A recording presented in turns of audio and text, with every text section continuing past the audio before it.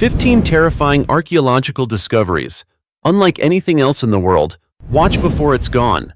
When it comes to archaeology, most people probably think of dry skeletons, broken pottery shards, or old tombs covered in layers of dust and time. But you know what? Not every discovery is that harmless. Around the world, there are findings so terrifying they make scientists break out in a cold sweat, viewers get goosebumps, and people online can only gasp, "What on earth is that?" Just imagine this. You're digging through an ancient layer of soil, expecting to find a few meaningless pottery fragments, only to pull out something so disturbing that even a museum would hesitate to display it. From mummies frozen in horrifying screams to skeletons with features that seem not quite human, these discoveries have left scientists puzzled, with more questions than answers. And what's even more intriguing is that many of these findings were once covered up or quietly disappeared from official research records, which, of course, only made the public more curious. Is there a hidden truth that someone doesn't want us to know? Or are these things simply too terrifying to be revealed to the world? In today's video, we're diving into 15 of the most horrifying archaeological discoveries ever made. Stories so chilling and captivating that you won't be able to look away for even a second. Trust me, the deeper you go, the more you'll realize that humanity's past was far from peaceful or ordinary. Now, let's begin with our very first discovery. The mummified noblewoman in the stone coffin. In 2019, a mysterious archaeological discovery captured the attention of experts and history enthusiasts alike. The remarkably well-preserved mummy of a woman dressed in perfect silk garments, found inside a stone coffin beneath the waters of a river in Siberia, Russia. What made this discovery truly astonishing was the incredible freshness of the woman's body, despite having been submerged in the icy water for many years. According to archaeologists, the body hadn't undergone any traditional mummification process. Instead, it was naturally preserved thanks to unique environmental conditions, including her clothing and the stone coffin, which shielded the remains from decay. The woman was dressed in a silk gown, a luxurious material during that period, suggesting that she likely belonged to the upper class, possibly even a member of the nobility. Beside her body, researchers discovered a small pouch filled with pine nuts placed over her chest. According to ancient beliefs, pine nuts were thought to help the deceased transition smoothly into the afterlife, a symbolic detail revealing the deep spiritual traditions of the culture she came from. In addition, archaeologists found a cosmetic box inside the coffin, containing pieces of birch bark and a small mirror. These personal items not only provide a glimpse into the daily life of the deceased woman, but also reflect the refined sense of beauty and aesthetics of her time. What's even more intriguing is that several ancient coins and artifacts dating back to China's Han Dynasty around the 2nd century BCE were also discovered alongside her remains. This has led experts to theorize that the woman might have been a nomadic Hun, a people believed to have migrated from Central Asia. Unfortunately, despite the artifacts and evidence pointing to the historical significance of this find, the true identity and life story of the woman remain a mystery. Researchers continue to study the mummy in hopes of uncovering who she was and what her life might have been like before her death, with the hope that one day, the secrets of this noblewoman will finally be revealed. The 3,000-year-old skeletons of the embracing couple in an ancient tomb.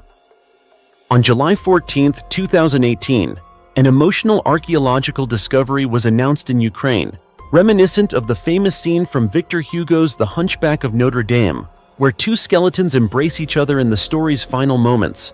The remains, one male and one female, were found in an ancient burial site near Ternopil in western Ukraine and are estimated to be around 3,000 years old.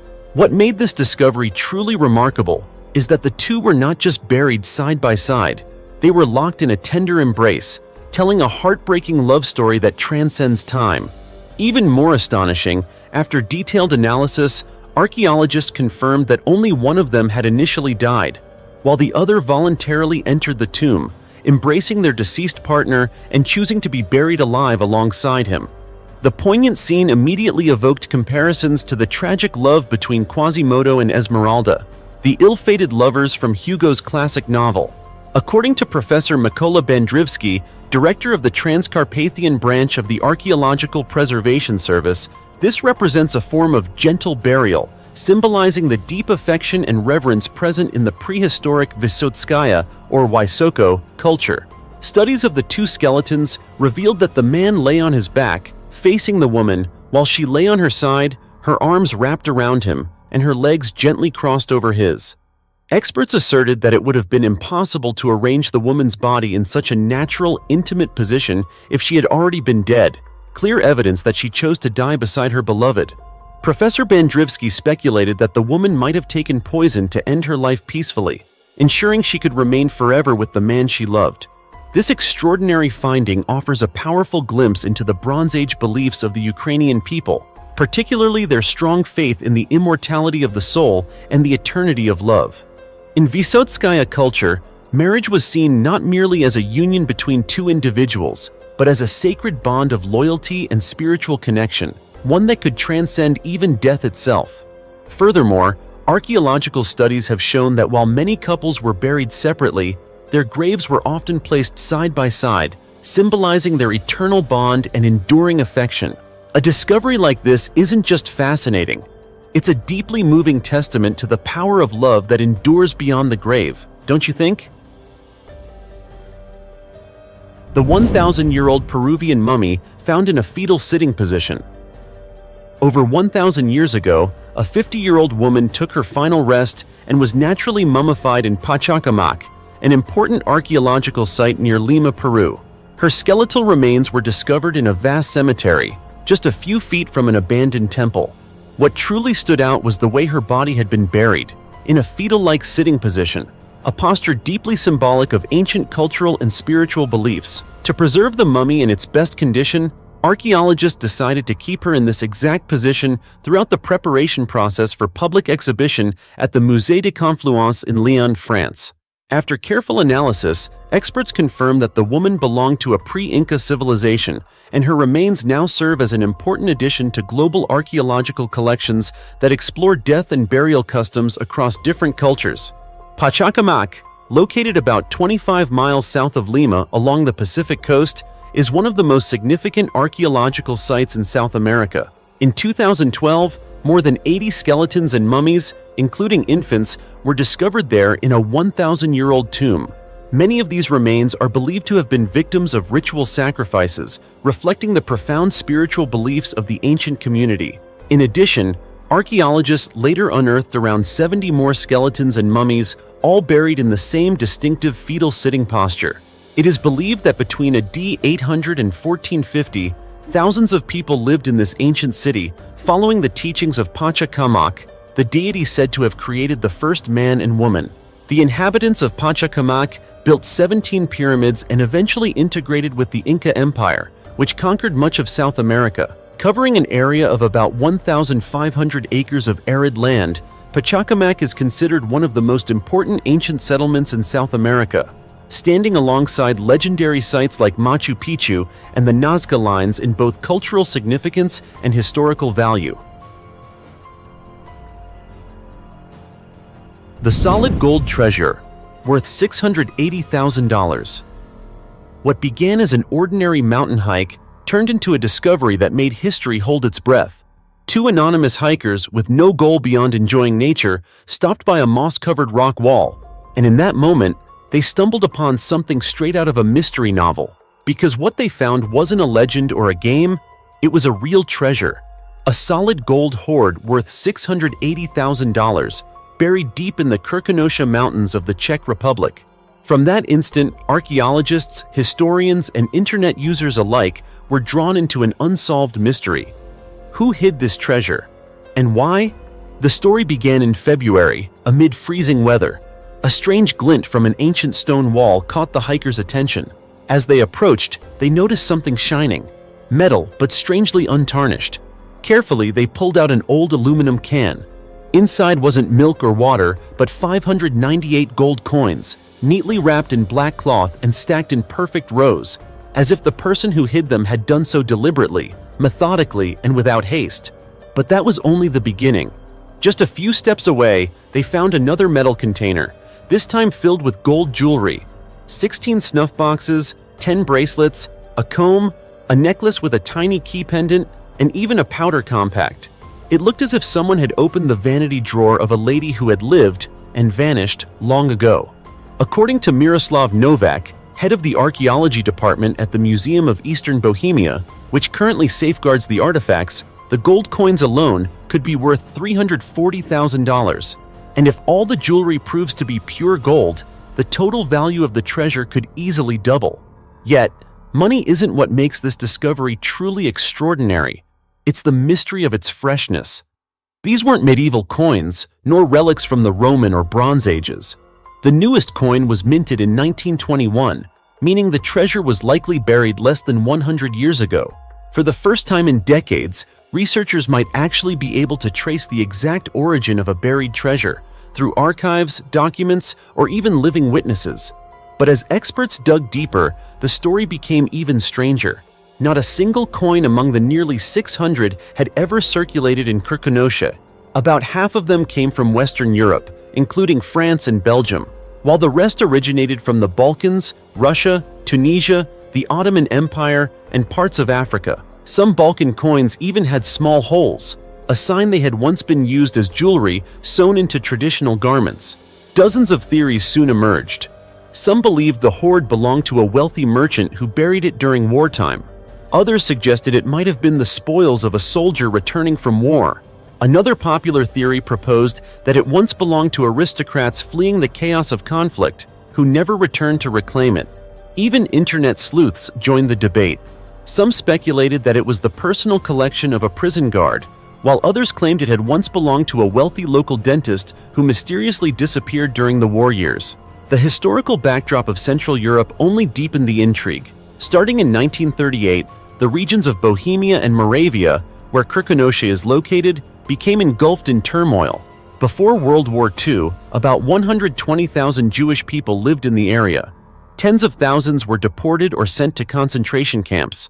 After the war, more than 3 million Germans were expelled from Czechoslovakia. Somewhere among those masses, some carrying gold, others clutching their last family heirlooms, may have been the true owner of this treasure. Two skeletons holding hands for 700 years beneath an ancient English tomb. In Leicestershire, located in the heart of England, archaeologists made a remarkable discovery: the skeletal remains of a couple who had been buried together for about 700 years. The two skeletons were found at St. Morell's Church, once a significant pilgrimage site during the 14th century, which no longer exists today. One of the skeletons belonged to an older man, who is believed to have died in battle, possibly from an axe blow. The other skeleton was that of a younger woman, buried in a knees-drawn-up position, suggesting she may have died from illness.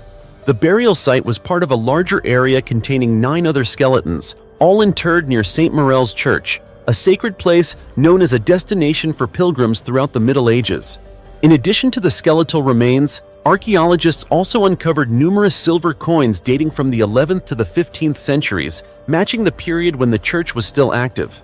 However, a major mystery remains unsolved.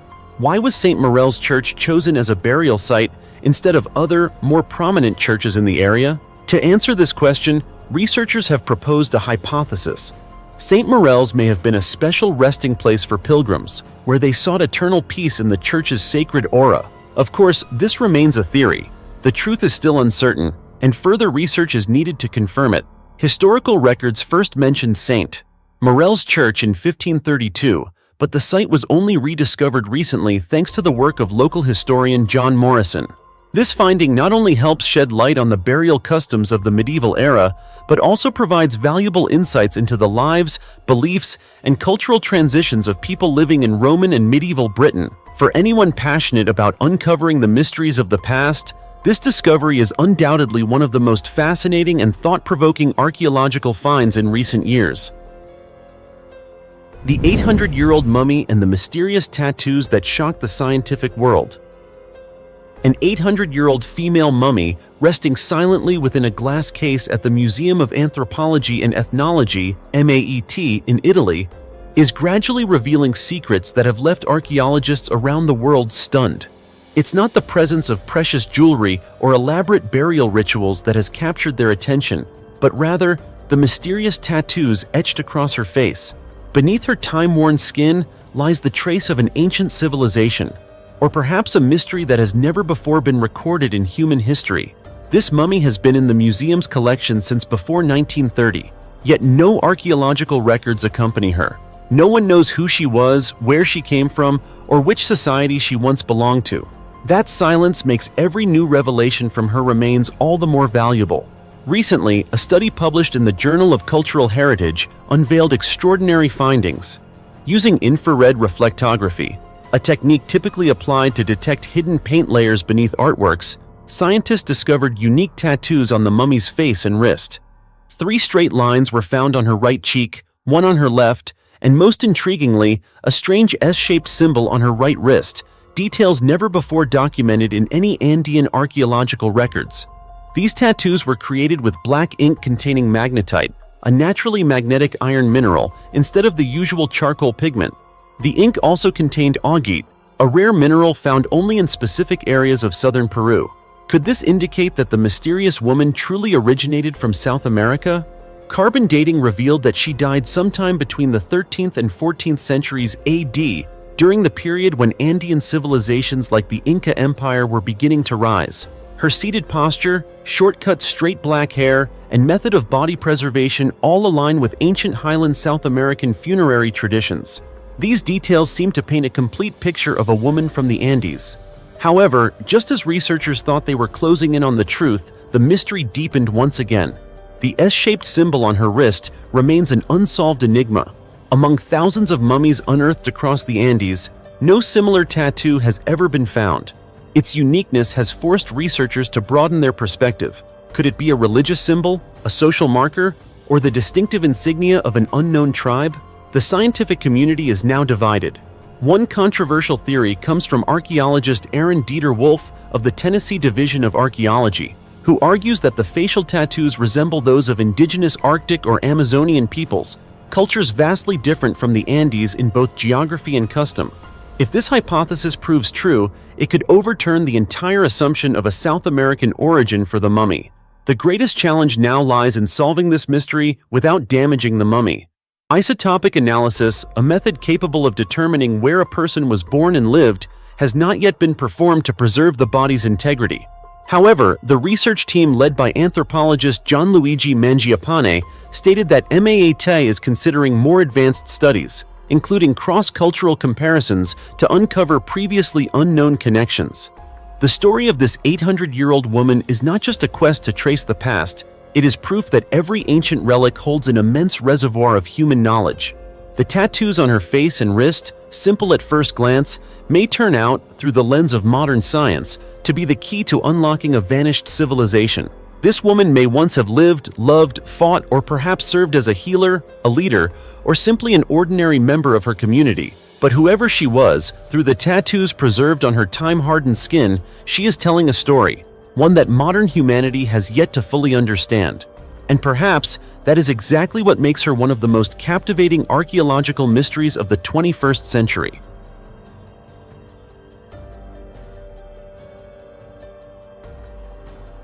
The 500-year-old female mummy of Korea.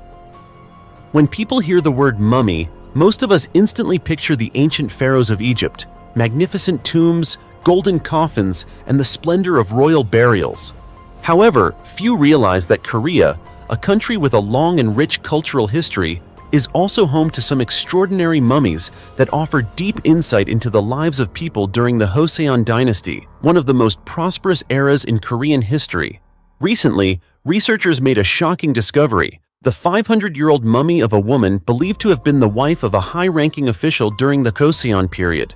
The story began when a team of scholars and researchers from the Seokyong Institute of Cultural Heritage uncovered the mummy at an industrial site construction site in Osan, about 34 miles south of Seoul. The discovery astonished not only scientists but also the general public. The woman's body was found inside a wooden coffin, measuring about 5 feet 1 inch tall, in a remarkably well-preserved condition thanks to the unique burial customs of the Joseon era. Experts say the coffin is more than just a container for a body. It is a key to unlocking the secrets of a glorious period in Korean history. Based on her clothing and hairstyle, researchers believe she may have been a noblewoman who lived in the 16th century, during the height of the Joseon dynasty. This theory is supported by the inscriptions on the wooden coffin, which reference her husband's official government position. While many mummies are buried with precious artifacts, it was the handbag she carried that drew special attention, suggesting it was of great personal importance and symbolized the care and respect given to her in death. The mummy amazed experts not only for her preservation, but also for the personal items found beside her, including a ceramic jar, a comb, and hairpins, all considered valuable possessions at the time.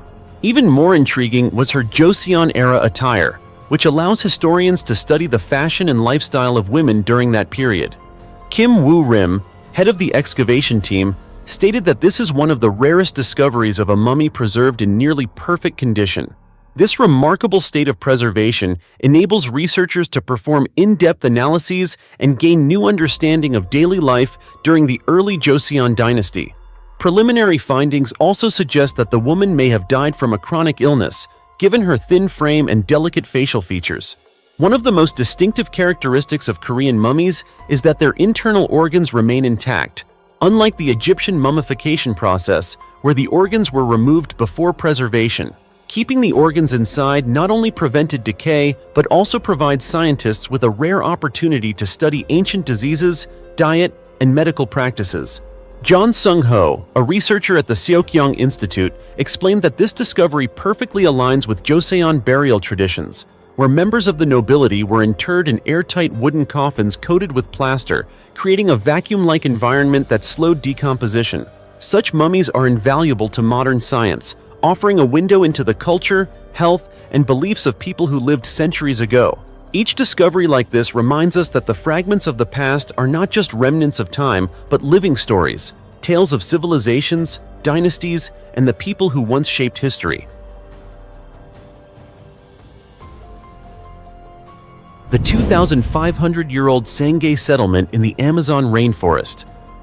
The Amazon rainforest is one of the most biologically diverse places on Earth, home to around 3 million species thriving beneath its humid tropical canopy.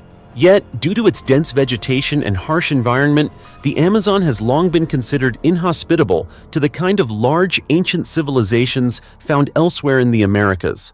However, new research from scientists at France's National Center for Scientific Research, CNRS, published in the journal Science, has revealed something that challenges this long-held belief: the remains of an ancient city in the Upano Valley of eastern Ecuador, along the Andes Mountains.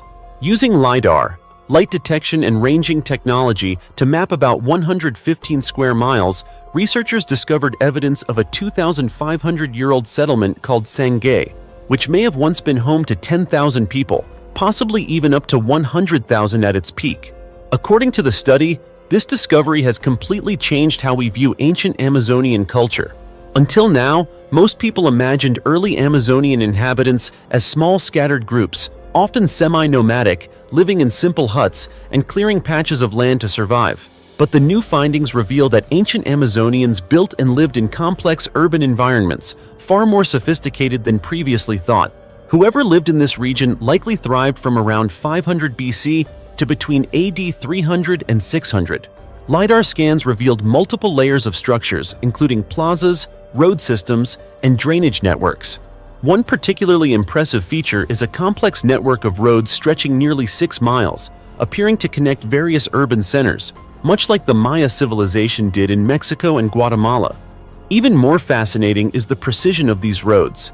They were almost perfectly straight, intersecting at right angles, suggesting a level of urban planning and engineering sophistication that would be difficult to achieve in the rugged terrain of the Amazon. Clues about the diet and agriculture of these ancient inhabitants were also found in traces of farmlands and irrigation systems.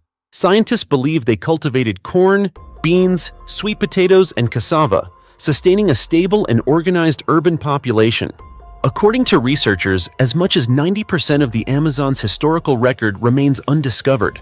But modern technology is now illuminating the rainforest's hidden past, forcing us to rethink what we truly know about this wild, beautiful, and mysterious part of the world.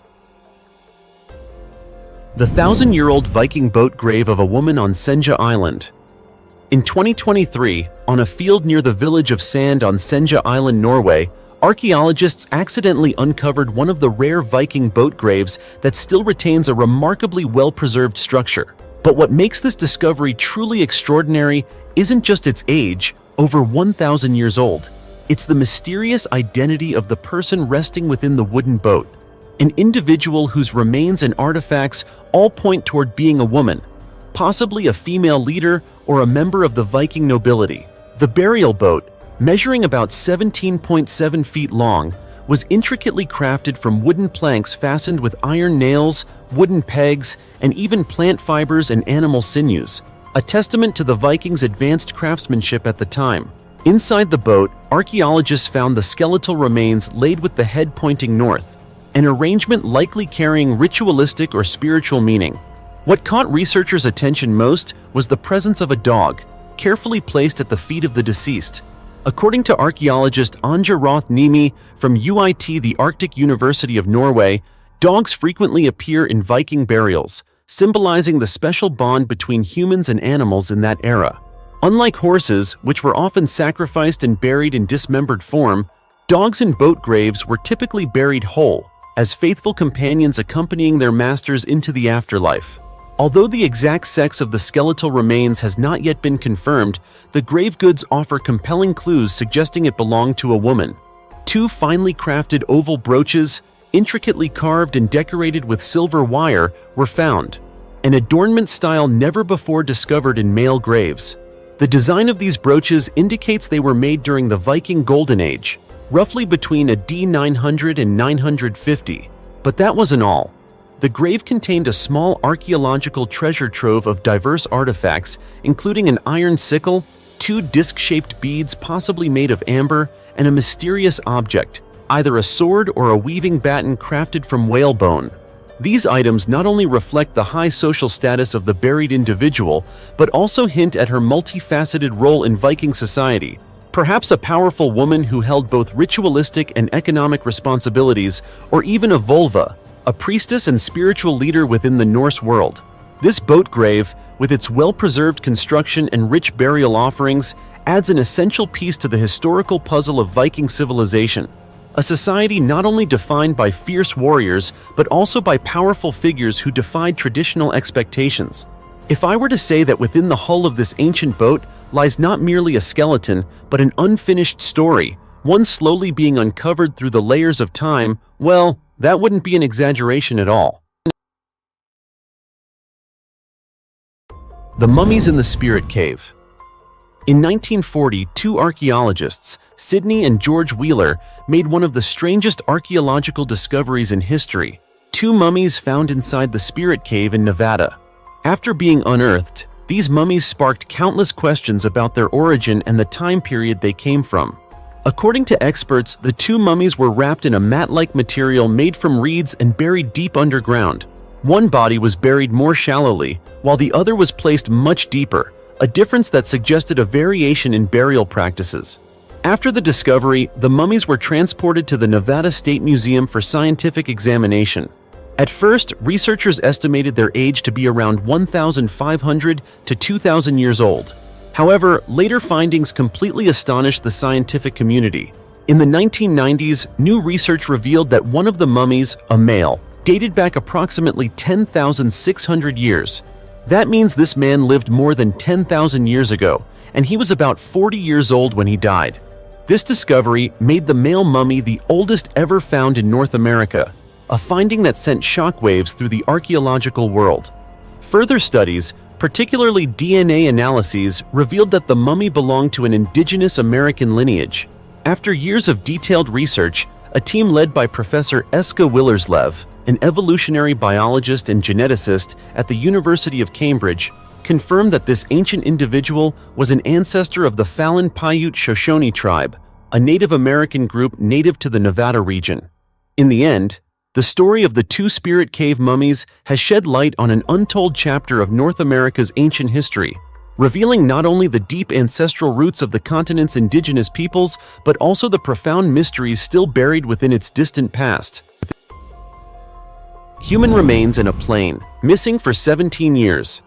On April 4, 1943, a U.S. Air Force B-24D bomber named Lady B. Good vanished during a bombing mission over Italy, marking the beginning of a tragic mystery for both the aircraft and its crew.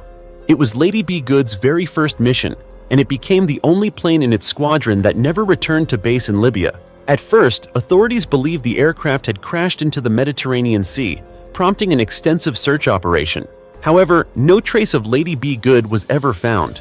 Then, in 1958, a Libyan oil exploration team discovered the wreckage deep in the Libyan desert through aerial photographs. Despite being heavily damaged, the plane's remains were remarkably well preserved thanks to the desert's hot and dry climate. Even more astonishing, the radio and several instruments still worked, baffling investigators even further. Yet there was no sign of the crew anywhere nearby. In 1959, the Libyan government organized a month-long search across the desert to find the missing airmen. Despite their efforts, no remains were recovered, and the search was called off. It wasn't until 1960, 17 years after the disappearance, that authorities finally discovered the remains of 8 out of the 9 crew members scattered across the desert sands. Alongside them, searchers found the journal of co-pilot Robert Toner, which revealed the crew's harrowing ordeal after the crash. According to Toner's notes, after the aircraft malfunctioned, the entire crew parachuted out into the night. Miraculously, 8 men survived the jump, but what followed was a desperate fight for survival in one of the harshest environments on Earth. The survivors walked nearly 85 miles through the desert, hoping to find help.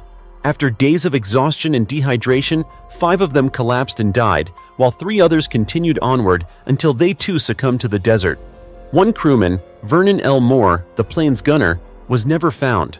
The story of Lady B. Good stands as a haunting tale of courage, endurance, and tragedy in the face of impossible odds.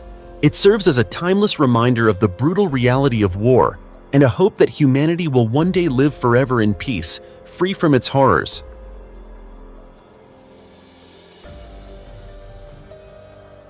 The 1,400-year-old ancient relief in Guatemala. About 370 miles north of Guatemala City, in the province of Petén, archaeologists have uncovered an ancient tower, and more remarkably, a large relief sculpture attached to its facade. Measuring 26 feet long and 6.5 feet high, this stunning piece of art reflects the extraordinary advancement of Maya artistry and architecture more than 1,400 years ago. What makes this discovery truly special is not only its impressive size, but also the depiction of 3 deified figures, a hallmark of Maya civilization. According to Francisco Estrada Belli, a renowned Guatemalan archaeologist, this finding could reshape the way we understand the cultural and architectural importance of Maya monuments. The relief, he explains, is far more than an artistic masterpiece. It is a sacred tribute to important historical figures, possibly kings or legendary heroes of the Maya world. Belli also noted that the discovery holds even greater significance because human remains had previously been found in the same archaeological area. This suggests that the site once played a crucial role in ancient Maya society, perhaps as a ceremonial or royal center. The Maya civilization, one of the most brilliant cultures of the Americas, thrived for thousands of years. The Maya, an indigenous people of Central America, built a culture that excelled in architecture, mathematics, and astronomy. Their towering pyramids, grand temples, and ornate palaces remain awe-inspiring legacies that continue to captivate both visitors and scholars today. Across the modern territories of Mexico, Guatemala, Honduras, and El Salvador, traces of the Maya can still be found in the form of ancient temples, stone monuments, and sacred pyramids, each a living testament to their intelligence, craftsmanship, and scientific understanding. But why is this particular relief so important? The answer lies in the deep connection between art and architecture in Maya civilization. The Maya didn't just build monumental structures, they infused them with spiritual symbolism, blending artistic expression with divine reverence. The relief on this ancient tower's facade likely played a ceremonial role, honoring figures of immense power and spiritual significance within Maya society. This discovery represents not only a major step forward in understanding the Maya civilization, but also opens a new window into their daily life, beliefs, and religious practices. Were the figures immortalized in this relief kings, great warriors, or perhaps high priests who played vital roles in sacred rituals? These questions remain to be answered. But one thing is certain: this relief offers a powerful glimpse into how the Maya intertwined faith, art, and power to leave an indelible mark on history. The mysterious medieval mummy encased in birch bark.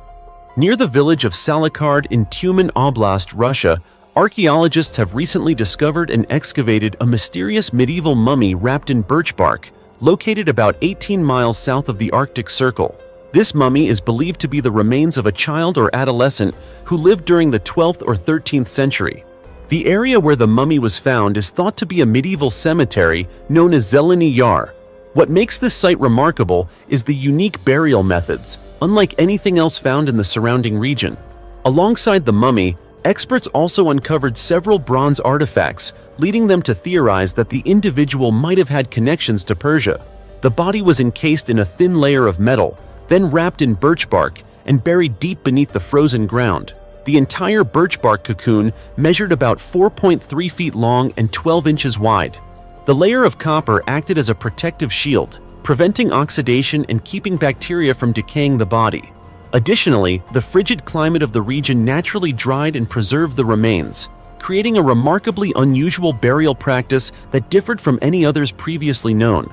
In earlier excavations, archaeologists had found 34 graves in this same area.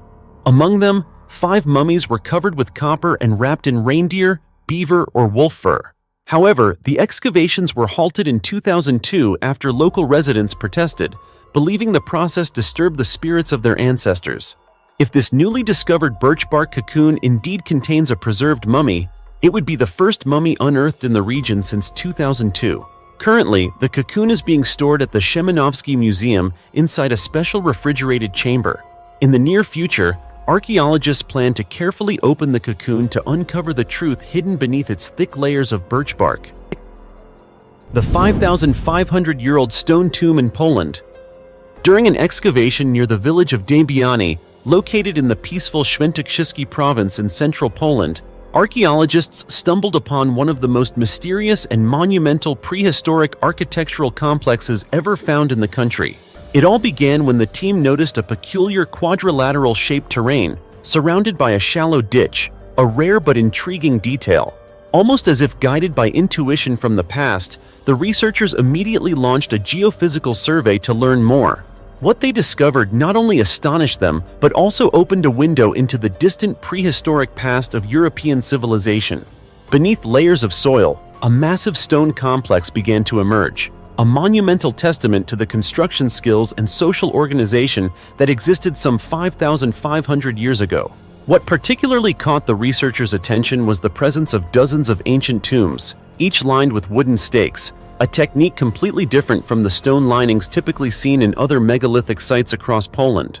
This unusual feature raised fascinating questions about the burial customs, architectural thinking, and spiritual beliefs of the Neolithic communities that once lived there. Archaeologist Marcin M. Przybyła, a key member of the discovery team, stated that this site might be one of the largest megalithic cemeteries ever recorded in Poland. He described the structure as having long outer walls reinforced with sturdy wooden fences, seemingly designed to protect the sacred inner area. Interestingly, on the eastern side stood shorter walls with an entrance leading to a chapel-like space, possibly used for ancient funeral rituals. Archaeological traces suggest that the site once served as a burial ground for the Funnel Beaker people, an ancient Neolithic farming community that thrived in Central Europe. Unfortunately, most of the human remains and grave goods had already been removed, possibly due to looting or earlier undocumented excavations. Still, this discovery remains of immense value. In fact, it highlights the site's broader importance. Just outside the cemetery, archaeologists uncovered a square-shaped defensive structure, believed to be a temporary military camp dating back to around the 9th or 10th century BCE. This structure included wooden walls, defensive ditches, and evidence of military activity, shedding light on a tumultuous period in Poland's early history. According to Przybyła, this is a unique discovery, not only because of its great antiquity, but also because it reveals a remarkable intersection of multiple cultural layers, from spiritual burial traditions to military occupation. These findings offer unprecedented opportunities for researchers to better understand the construction techniques, social organization, and spiritual life of prehistoric and early Iron Age Central Europeans. The Dębiany complex stands as a haunting reminder that beneath every quiet stretch of earth, there may lie an untold epic of human history waiting to be uncovered. The 78,000-year-old tomb of a child. At Panga ya Saidi, a vast cave hidden within a forest near Kenya's coast in Africa, archaeologists have uncovered what they believe to be the oldest known human burial in Africa, approximately 78,000 years old. The grave belonged to a child about 3 years old. According to reports from Africa, researchers affectionately nicknamed the child Mtoto, which means child in Swahili. Mtoto's remains were wrapped in a burial shroud and positioned in a fetal posture. Researchers believe this position suggests a funeral ritual practiced by a community of Homo sapiens hunter-gatherers who lived in the area some 78,000 years ago. This is the oldest known burial ever found in Africa, the continent where modern humans first appeared. According to Dr. Maria Martinon Torres, a researcher at the National Research Center on Human Evolution in Burgos, Spain, placing Mtoto as though he were peacefully sleeping and wrapping him in a shroud demonstrates that ancient African humans lived within a symbolic world, one that shows they possessed a level of self-awareness and spiritual understanding that scientists are still striving to comprehend today. Meanwhile, Dr. Antoine Balzeau, a paleoanthropologist at the National Museum of Natural History in Paris, France, emphasized that discovering the well-preserved remains of a child is extremely rare in Africa, where fossilized human remains are scarce. Therefore, this find may represent the clearest evidence yet of the spiritual and religious beliefs of ancient humans, offering invaluable insight into the earliest civilizations of our ancestors. Although researchers have yet to determine whose interpretation is most accurate, these findings already shed new light on the lives, beliefs, and burial customs of early humans, aspects of our distant past that modern mankind may never fully understand. 14 shocking archaeological discoveries that sent chills down scientists' spines. 8,000-year-old mummy found in a strange position. For a long time, people believed that the world's oldest mummies were found in Egypt, but this discovery completely shattered that belief. In mid-March, Live Science published an article revealing the results of a never-before-done image analysis showing that the oldest known human mummies didn't come from Egypt or even Chile, but from Europe. About 60 years ago, an archaeologist took photographs of several skeletons buried in 8,000-year-old graves in southern Portugal. Researchers said that more than a dozen ancient bodies were discovered in the Sado Valley in southern Portugal during excavations in the 1960s. At least one of those bodies had been intentionally mummified, possibly to make transportation easier before burial. Moreover, there were signs that other bodies buried at the same site might also have been mummified. This suggests that the practice of mummification was already common in this region some 8,000 years ago. The complex embalming techniques used in ancient Egypt date back over 4,500 years, and evidence of mummification has also been found elsewhere in Europe, dating to around 1000 BC. However, the mummies recently identified in Portugal are now considered the oldest ever discovered, predating the previously known record holders, the mummies from the coastal areas of Chile's Atacama Desert, by about 1,000 years. Rita Peroteo-Stierna, a bioarchaeologist at Uppsala University, explained that while mummification is relatively simple in extremely dry environments like the Atacama Desert, it's very difficult to find evidence of it in Europe, where the climate is far more humid, meaning soft tissues are rarely preserved. Evidence of ancient European mummification was found in a collection of old film rolls left behind by Portuguese archaeologist Farinha dos Santos, who passed away in 2001. Dos Santos had studied human remains excavated from the Sado Valley in the early 1960s. In a new study based on photos taken by Farinha dos Santos more than 60 years ago, scientists discovered black and white images of 13 graves from the Mesolithic or Middle Stone Age. Using these photos, they digitally reconstructed the burial sites at 2 locations.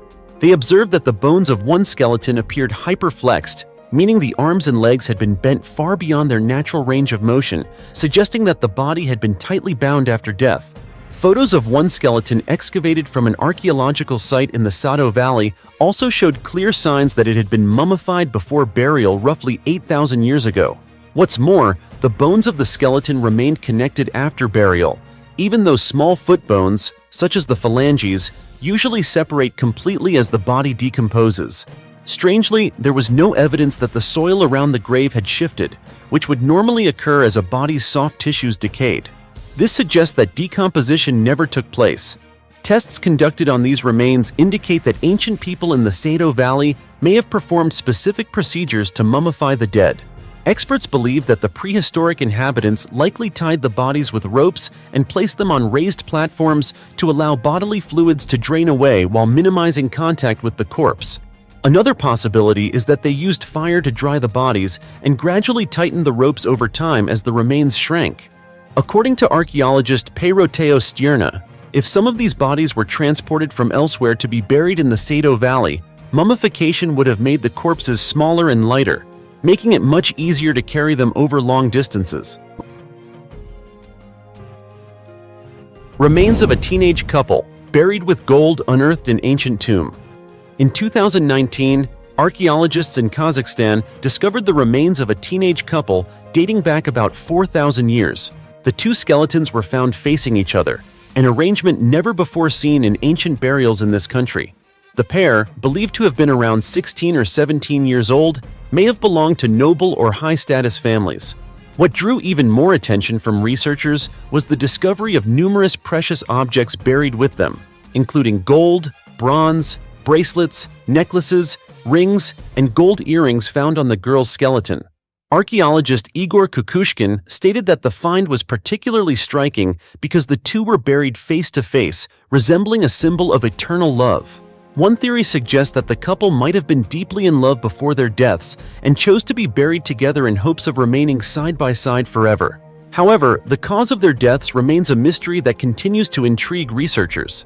Interestingly, near the couple's tomb, archaeologists also uncovered another grave believed to belong to a priestess. She was buried with 7 jars, ashes, and a human skull. While the surrounding graves had all been looted, the priestess's tomb remained untouched.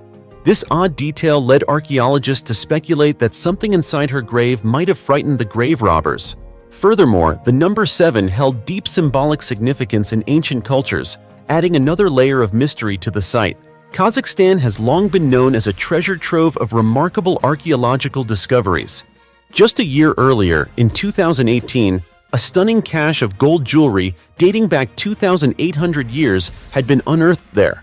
The treasure, consisting of about 3,000 gold artifacts, was found buried in the remote Tarbagatai Mountains. It is believed to have belonged to ancient royalty or a powerful elite tribe. Thanks to these incredible discoveries, Kazakhstan continues to be a major hotspot for archaeological research, offering profound insights into ancient civilizations and the lives of people who lived thousands of years ago.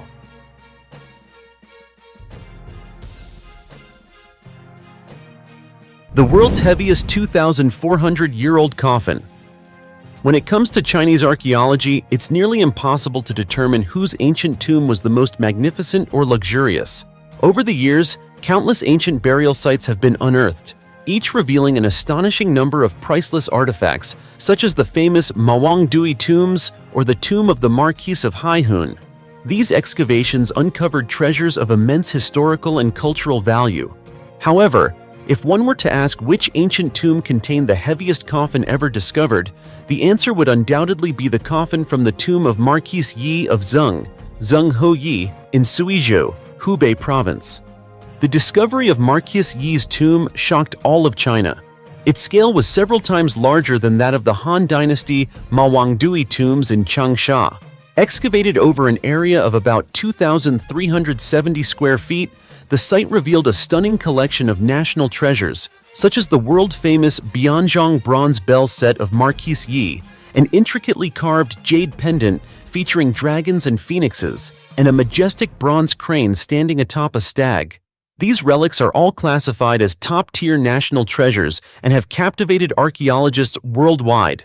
Yet beyond the priceless artifacts, what astonished experts the most was the enormous coffin inside Marquis Yi's tomb. When archaeologists measured it, they could hardly believe their eyes. It weighed an incredible about 18,000 pounds. This made it the heaviest coffin ever discovered in any ancient tomb worldwide. This discovery raised an intriguing question. How could people from over 2 millennia ago, with such limited technology, possibly move an object of that weight? Even modern archaeologists struggled. Several cranes had to be deployed just to lift it from the burial chamber. During excavation, an about 16,000-pound crane attempted to raise the coffin, but instead of the coffin moving, the crane's rear end lifted off the ground.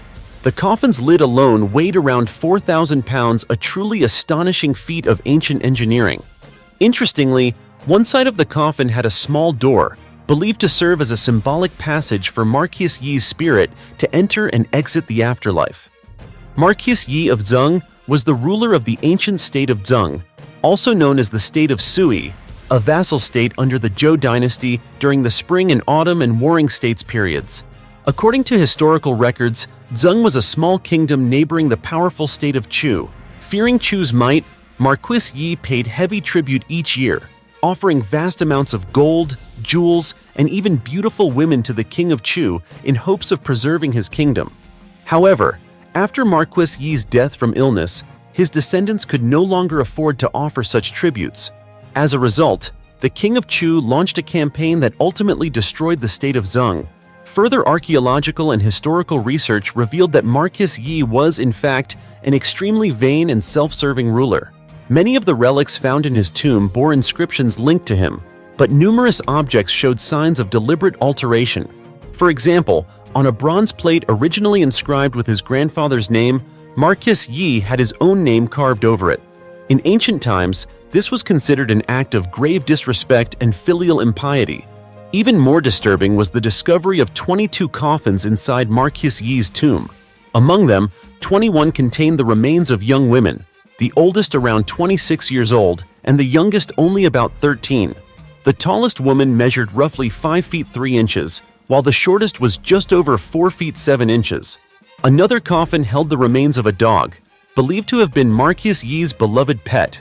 This grim evidence led experts to conclude that the 21 young women were likely sacrificed to accompany Marquis Yi into the afterlife. The revelation infuriated archaeologists, highlighting the cruel and irrational nature of human sacrifice in ancient times, a barbaric custom that persisted in various forms all the way up to the Qing dynasty. The 60-year-old dog mummy that remained perfectly intact.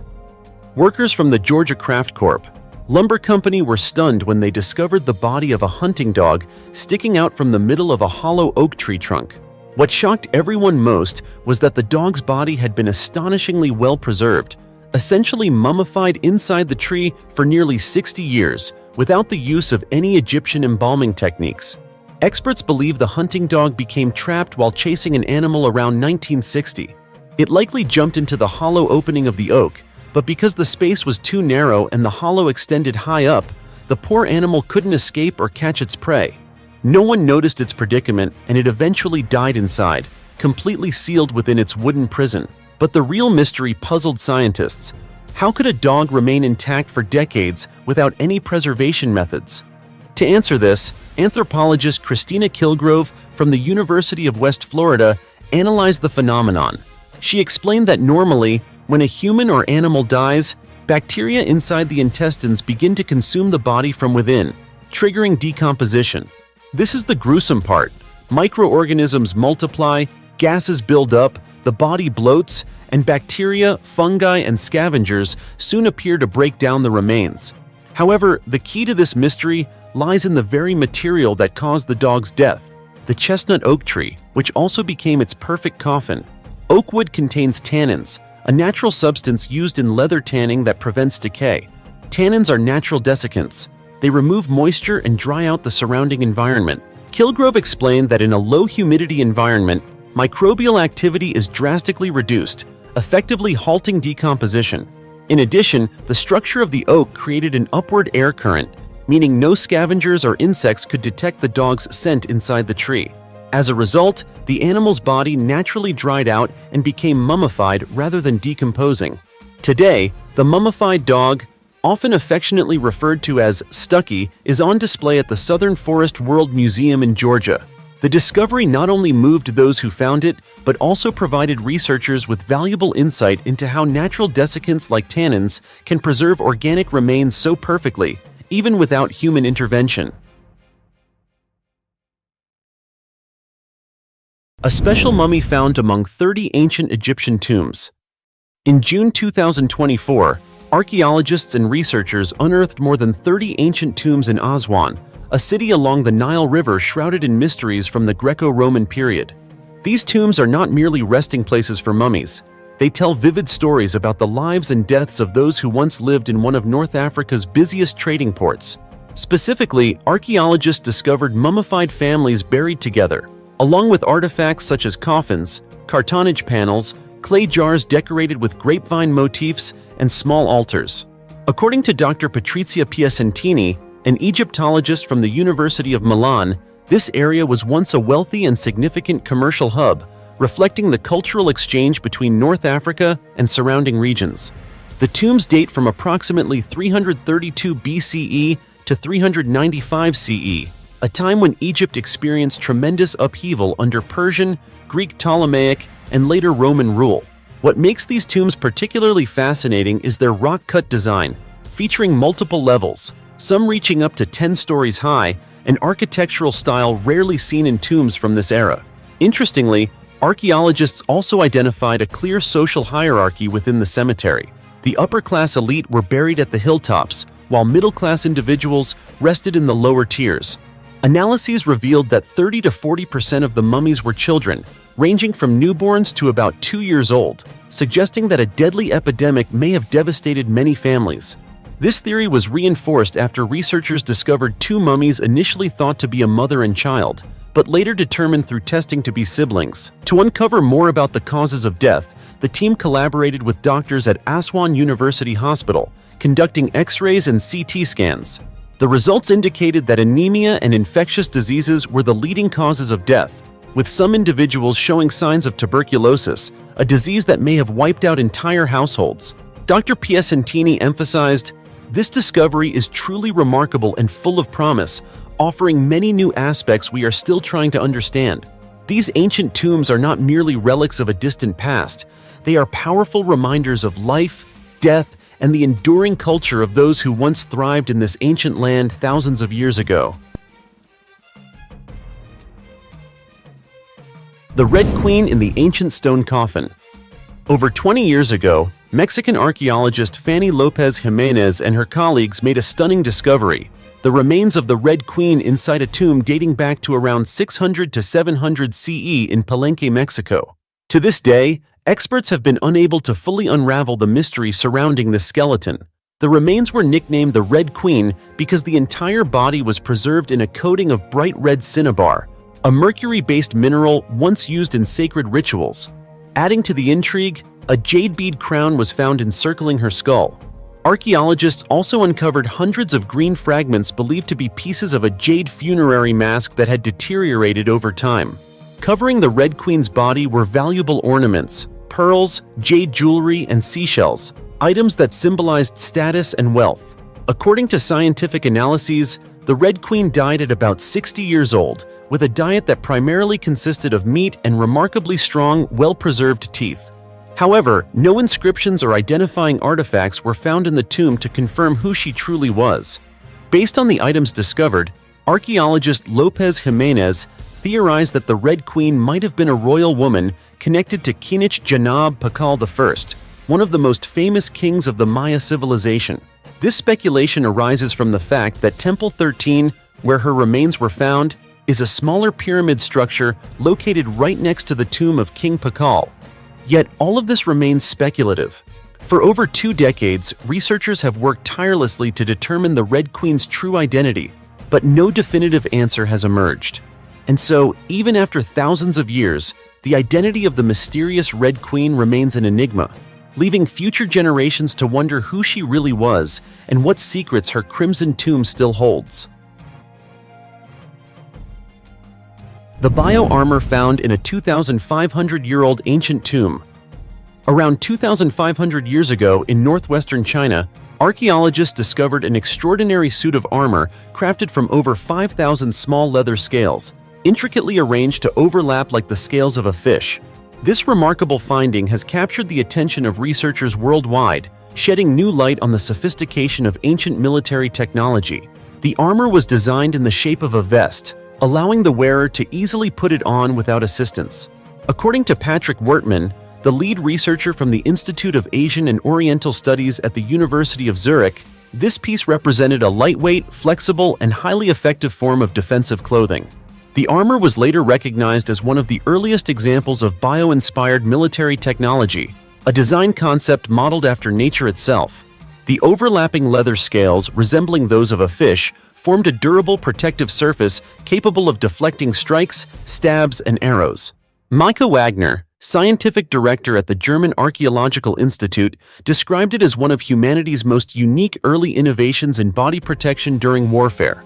The armor was unearthed at the Yanghai Cemetery, near Turfan City, on the edge of the Taklamakan Desert in the Tarim Basin, part of China's Xinjiang Uyghur Autonomous Region. The cemetery was first discovered in the 1970s, and since 2003, archaeologists have excavated over 500 tombs there. Evidence suggests that Yanghai was in use for nearly 1,400 years, from the 12th century BCE to the 2nd century CE.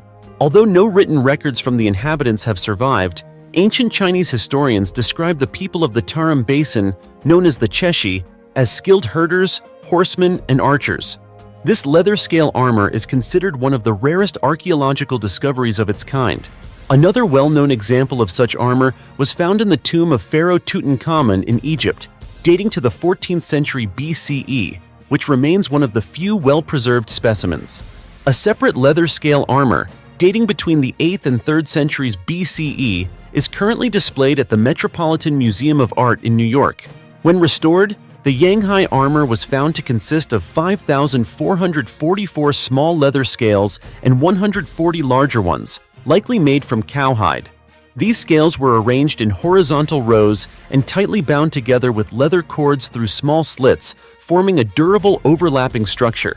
According to Maike Wagner, the design of this armor closely resembles the description given by the Greek historian Herodotus, who wrote that Persian soldiers in the 5th century BCE wore armor that looked like the scales of a fish. Researchers also found a plant thorn embedded in the armor, and radiocarbon dating placed its age between 786 and 543 BCE. What makes this armor especially intriguing is that it differs completely from any other known armor of the same or earlier period in China. A never-before-seen secret inside a 1,500-year-old tomb. While preparing land for the construction of a poultry farm in Germany, archaeologists made an extraordinarily rare discovery that left the scientific community stunned. During excavation, they unearthed an ancient tomb dating back about 1,500 years to the migration period in Europe, a turbulent era when various tribes invaded and reshaped territories following the collapse of the Roman Empire. At the center of the tomb, archaeologists found a large bronze cauldron, believed to contain the cremated remains of the deceased, likely a person of high status or noble rank in ancient society. Archaeologist Suzanne Friedrich from the State Museum of Prehistory in Halle explained, "We are still searching for the remains of this individual." Her statement underscored the significance of the find and hinted that many mysteries surrounding the tomb remain unsolved. Surrounding the bronze cauldron, researchers discovered the skeletal remains of 6 women, leading to the hypothesis that they may have been wives or concubines of the deceased, buried alongside him to serve in the afterlife. However, it remains unclear whether these women were sacrificed or voluntarily took part in this burial ritual. In addition, archaeologists uncovered the bones of 11 animals, including large livestock, dogs, and horses, reinforcing the idea that the person buried here belonged to a high-ranking social class. Beyond the main tomb, the excavation site revealed around 60 additional graves, suggesting it was part of an ancient cemetery dating from approximately 480 to 530 CE, a period following the fall of the Roman Empire when Germanic tribes such as the Huns migrated and took control of territories once ruled by Rome. Among the artifacts found were a glass bowl, gold-plated jewelry that may have adorned garments, a sword, an iron shield, a gold coin bearing the image of Emperor Zeno, and several other valuable items. Archaeologists believe that the decorative glassware with intricate carvings was likely crafted by Gallo-Roman artisans who lived along the Rhine River, as only they possessed the advanced glassmaking techniques required to produce such exquisite pieces. This discovery not only offers a fascinating glimpse into ancient Germanic burial practices, but also reveals the intercultural connections that persisted across Europe in the chaotic centuries following Rome's fall. The remains of the author of Don Quixote. Archaeologists began searching for the lost remains of Spanish novelist Miguel de Cervantes, the author of the world-famous novel Don Quixote, in early 2014. Recently, they made a significant breakthrough when they discovered a wooden coffin fragment engraved with the initials MC, along with a set of human remains buried in a crypt beneath a church in Madrid, Spain. Cervantes passed away in 1616, leaving behind an indelible literary legacy through Don Quixote, a work often regarded as the first modern novel. According to his wishes, his family buried him in a church located in central Madrid, a site that, for centuries, remained shrouded in mystery. However, after the church underwent renovations in 1973, Cervantes's grave mysteriously vanished, leaving experts puzzled. Although the church itself still stands today, the exact resting place of the great writer had long been unknown. Because of this, an archaeological project was launched in 2014 to locate Cervantes's remains. Despite facing controversy for potentially disturbing a cultural heritage site, authorities decided to proceed, and their persistence finally paid off. The discovery of the coffin fragment engraved with the letters MC immediately drew attention, as it provided the clearest clue yet that the remains might indeed belong to Cervantes. In addition to this, archaeologists uncovered the bones of at least 10 other individuals within the same crypt. To verify the identity of Cervantes's remains, the team relied on additional historical clues. One critical detail came from Cervantes's own writings, where he mentioned that before his death, he had only 6 teeth remaining and suffered from battle wounds. In particular, during the Battle of Lepanto in 1571, Cervantes was gravely injured while fighting against the Ottoman Turks. 2 gunshot wounds to his chest and 1 to his left hand left him permanently disabled, a defining feature that would be crucial for forensic identification. The discovery of Cervantes's remains carries not only archaeological importance but also deep cultural and symbolic meaning. As the director of the Madrid Heritage Commission stated, locating his grave is a way of repaying a great debt to the monarch of language. In his honor, the city of Madrid has dedicated an entire neighborhood called Barrio de las Letras, the literary quarter, where Cervantes once lived. Cervantes was not only the author of Don Quixote, but also a man whose life was marked by hardship and adventure. From fierce naval battles in the Mediterranean Sea to being captured and imprisoned by North African pirates, he endured countless trials. Yet these experiences shaped his profound, timeless works that continue to resonate across centuries. This recent discovery marks an important milestone in the ongoing quest to uncover the mysteries surrounding the life and death of Miguel de Cervantes.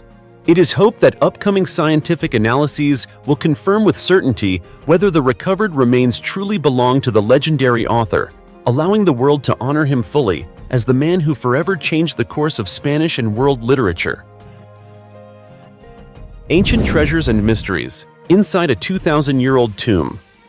10 years ago, in April 2011, a construction company working on a drainage project in the Caputra area of Hanoi, Vietnam, accidentally unearthed 2 ancient tombs nearly 2,000 years old and an ancient well about 650 feet away.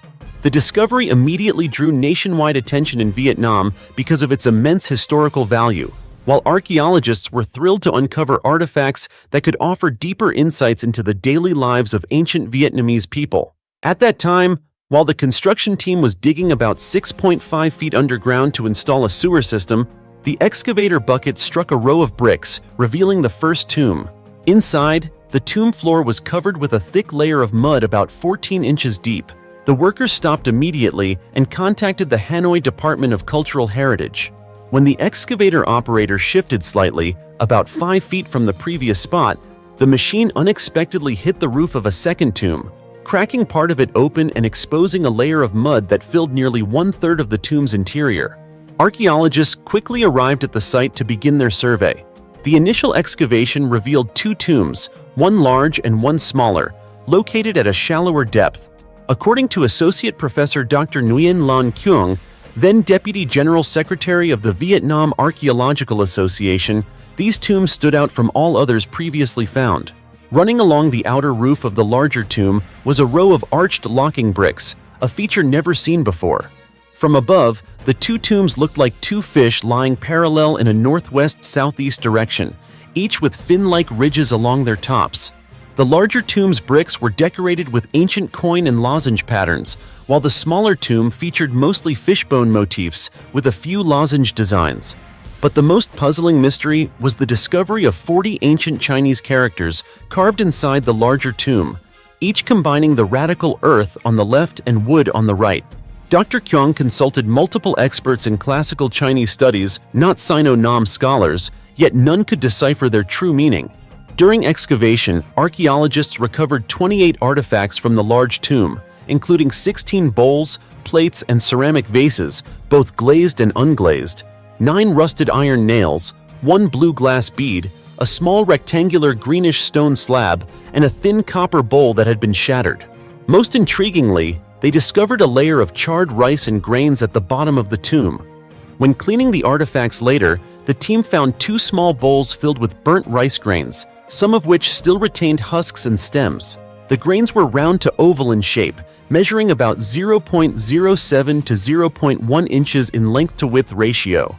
Inside the smaller tomb, archaeologists found only 5 ceramic objects, but among them was a particularly remarkable chicken-headed pottery jar. Its comb, eyes, and tail were still clearly visible.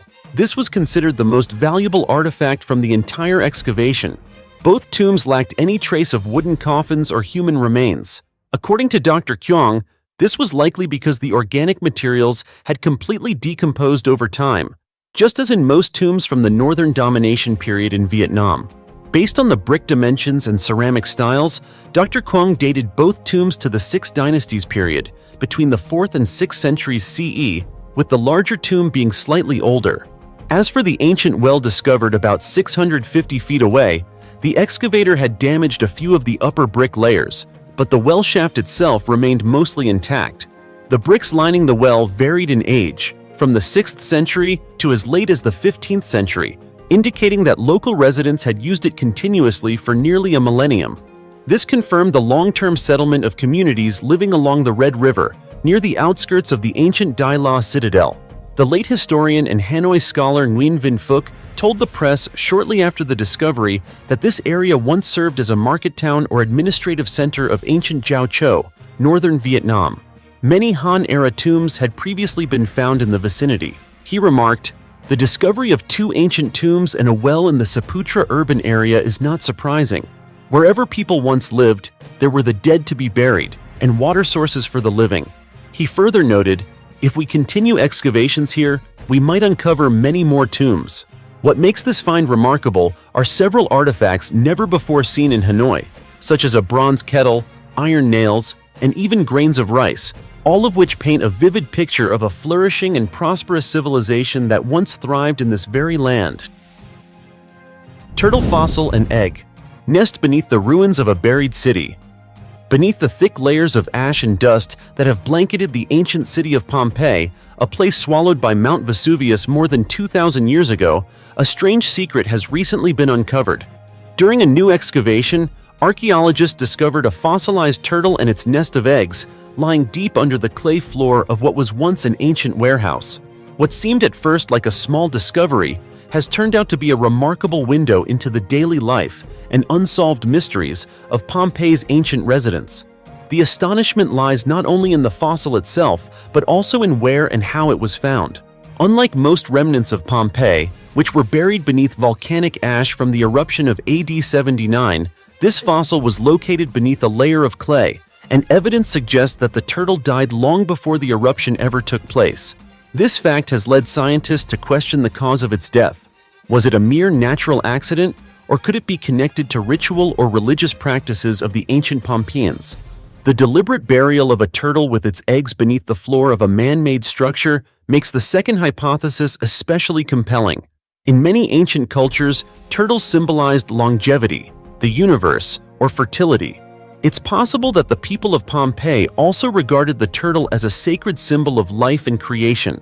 If that's true, placing the turtle and its eggs beneath the warehouse floor might have been a ritual act, a prayer for prosperity, or a tribute to natural forces. The fact that the remains were not covered by volcanic ash like the rest of the city indicates that they were buried well before the catastrophic eruption. This means that the turtle was placed there deliberately, perhaps as part of a ceremony, long before Pompeii was wiped off the map. But the surprises didn't end there.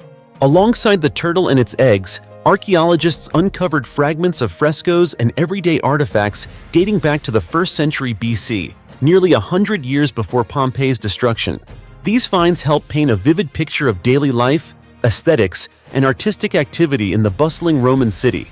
The vibrant pigments that survived on the wall paintings still retain astonishing color, depicting mythological tales, scenes of everyday life, and lavish banquets.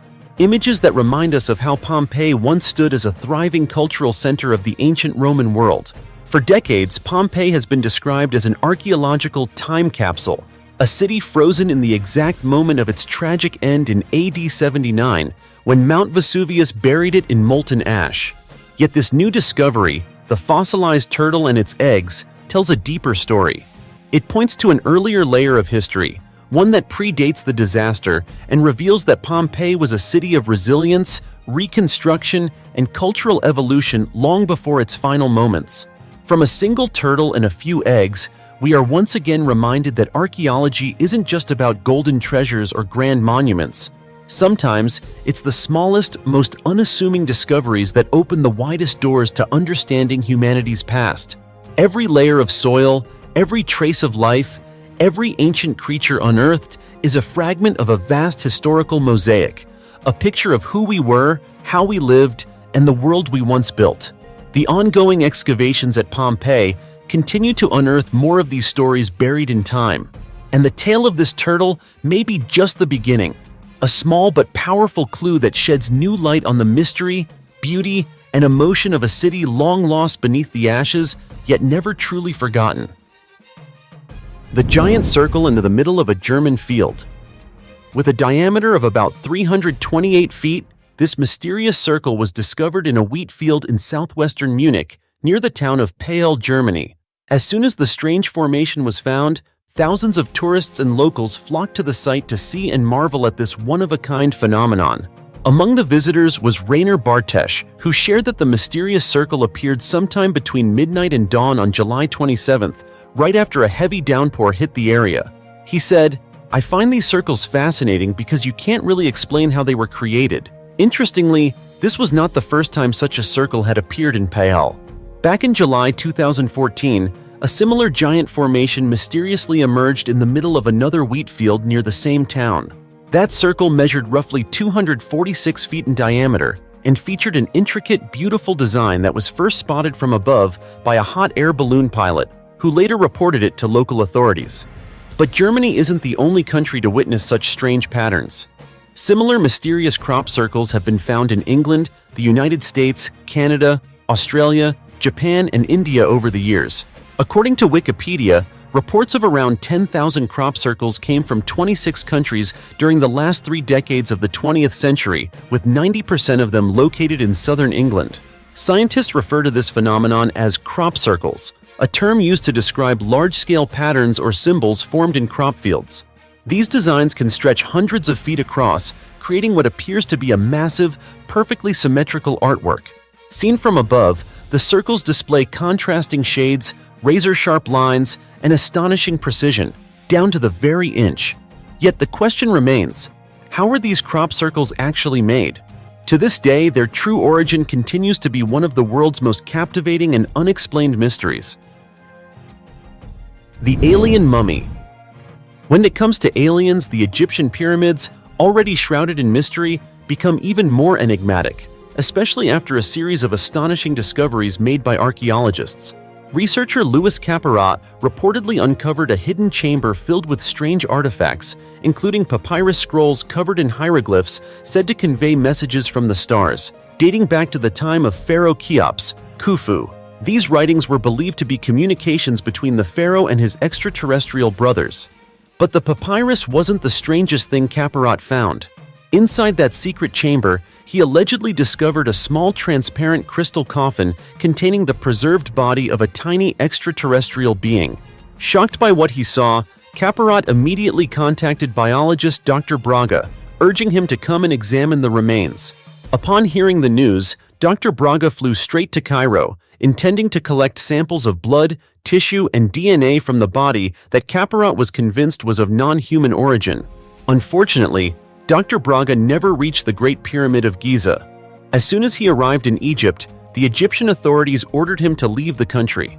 Not long after, for reasons that remain unknown, the mummy and its transparent coffin were reportedly seized by Egyptian intelligence and transferred to a classified, restricted location. Since 1988, the Egyptian government has never made any public statement regarding this alleged incident.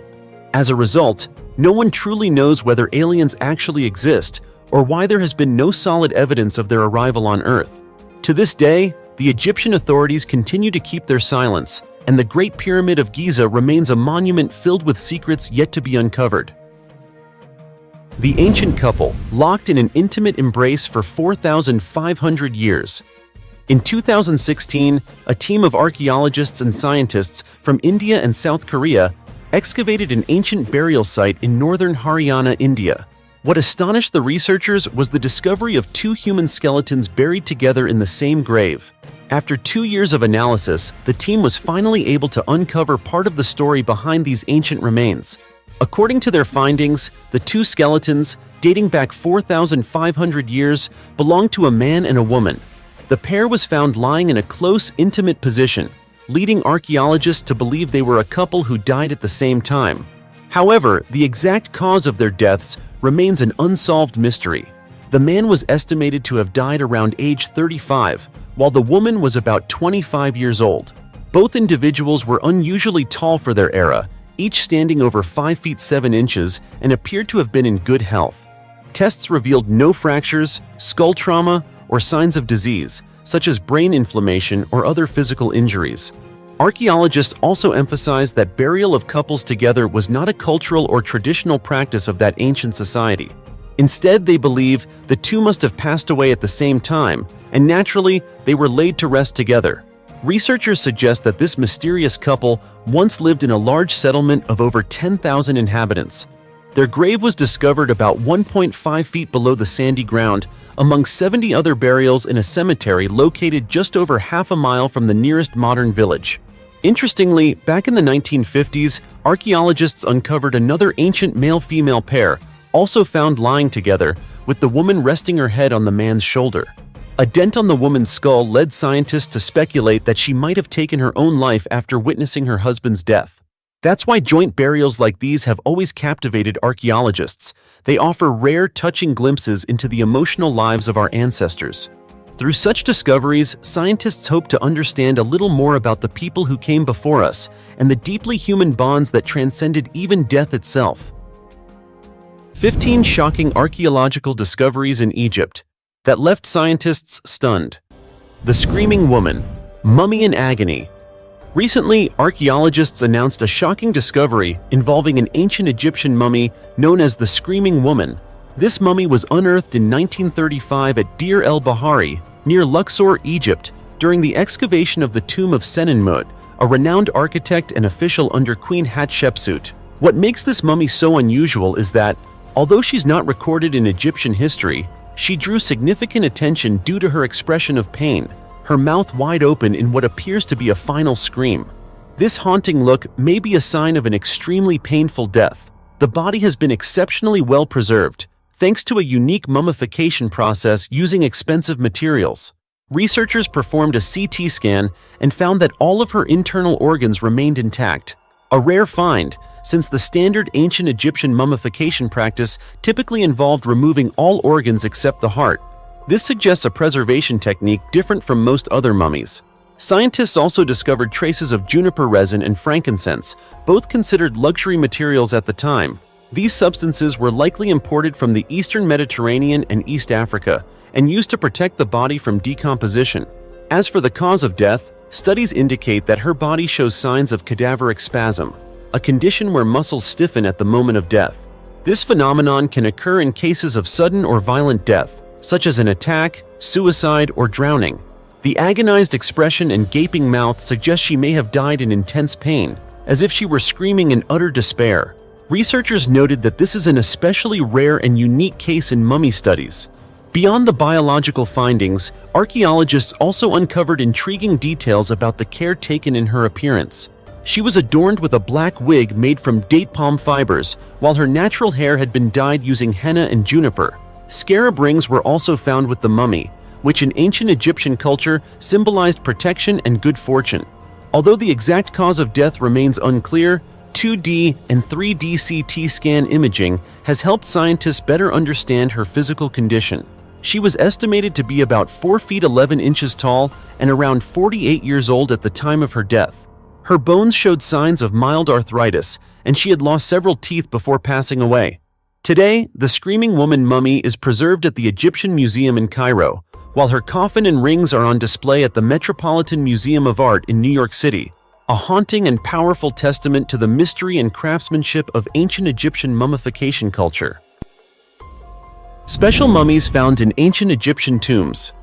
More than 30 ancient tombs have been unearthed in Aswan, a historic city along the Nile River in Egypt, revealing remarkable insights into the people who lived there during the Greco-Roman period. These tombs date from around 332 BCE to 395 CE, reflecting a vibrant era in this key port city, which served as a major hub for trade between North Africa and the subtropical regions. Archaeologists discovered a wealth of items including mummies, coffins, cartonnage, a type of papier-mâché made from recycled papyrus and linen, clay jars decorated with grapevine patterns, and various artifacts such as altars. According to Dr. Patrizia Piacentini, Egyptologist and archaeologist at the University of Milan, Aswan was a wealthy and significant location for regional merchants, an essential part of ancient Egyptian history. The tombs were discovered on a hillside near the mausoleum of Aga Khan III, featuring staircases that lead to multiple levels, a unique architectural feature of tombs from this period, especially when compared to the more typical 2- or 3-level tombs of the time.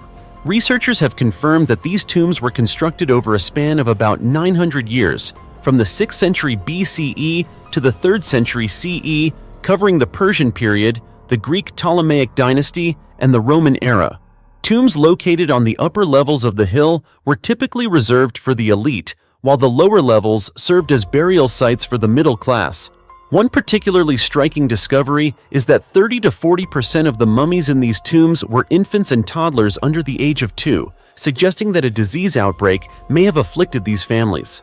Archaeologists found entire families buried together, including parents and their children. In one fascinating case, 2 mummies were initially believed to be a mother and child, but further analysis revealed they were actually 2 brothers buried alongside their parents. To better understand the causes of death, the research team collaborated with doctors at Aswan University Hospital, conducting X-rays, CT scans, and DNA analysis. The results indicated that anemia and infectious diseases, such as tuberculosis, were the leading causes of death. Medical experts confirmed that some of the mummies showed clear signs of tuberculosis, which may have spread within families. Dr. Piacentini shared that this discovery offers a wealth of new and promising information, and the research team is currently conducting further biological analyses to gain deeper insight into the diseases that affected people during that time. So far, the team has mapped at least 300 tombs across a 215,000 square feet cemetery area, opening up new opportunities to explore life and death in ancient Egypt. Fascinating, isn't it? Flying objects from ancient Egypt. At the Temple of Seti I in Abydos, Egypt, a grand religious monument built more than 3,000 years ago, researchers have discovered mysterious carvings located approximately 33 feet above the entrance. In these reliefs, one can clearly make out shapes that, at first glance, strongly resemble a helicopter, a submarine, and even a spaceship. How could images that appear so distinctly modern, resembling 20th century technology, exist in such an ancient structure? This question has sparked a range of theories, from scientific to supernatural, from experimental to mystical. At the center of it all lies a haunting mystery. Did the ancient Egyptians truly possess knowledge of flight? Ever since the carvings were first revealed in 1848, archaeologists and historians have been astounded. Some researchers, including renowned Egyptologist Alan Alford, argue that these engravings are not accidental. He believes they serve as evidence that the ancient Egyptians may have once witnessed or even envisioned flying machines similar to modern helicopters. Naturally, this theory is highly controversial. Many other scholars claim that the images are simply the result of overlapping hieroglyphs, a byproduct of centuries of restoration and alterations to the temple walls. However, this counter-theory struggles to explain why the outlines are so precise, complete with rotors, fuselage, and tail fins, so closely matching principles of modern aerodynamics. Other symbolic researchers offer an alternate interpretation, connecting the carvings to the bee, a sacred symbol closely associated with Pharaoh Seti I. In ancient Egypt, bees were not only revered animals, but also a royal title, symbolizing the divine authority and power of the king. So, are the carvings stylized representations of bees, or symbols of sovereignty over the skies?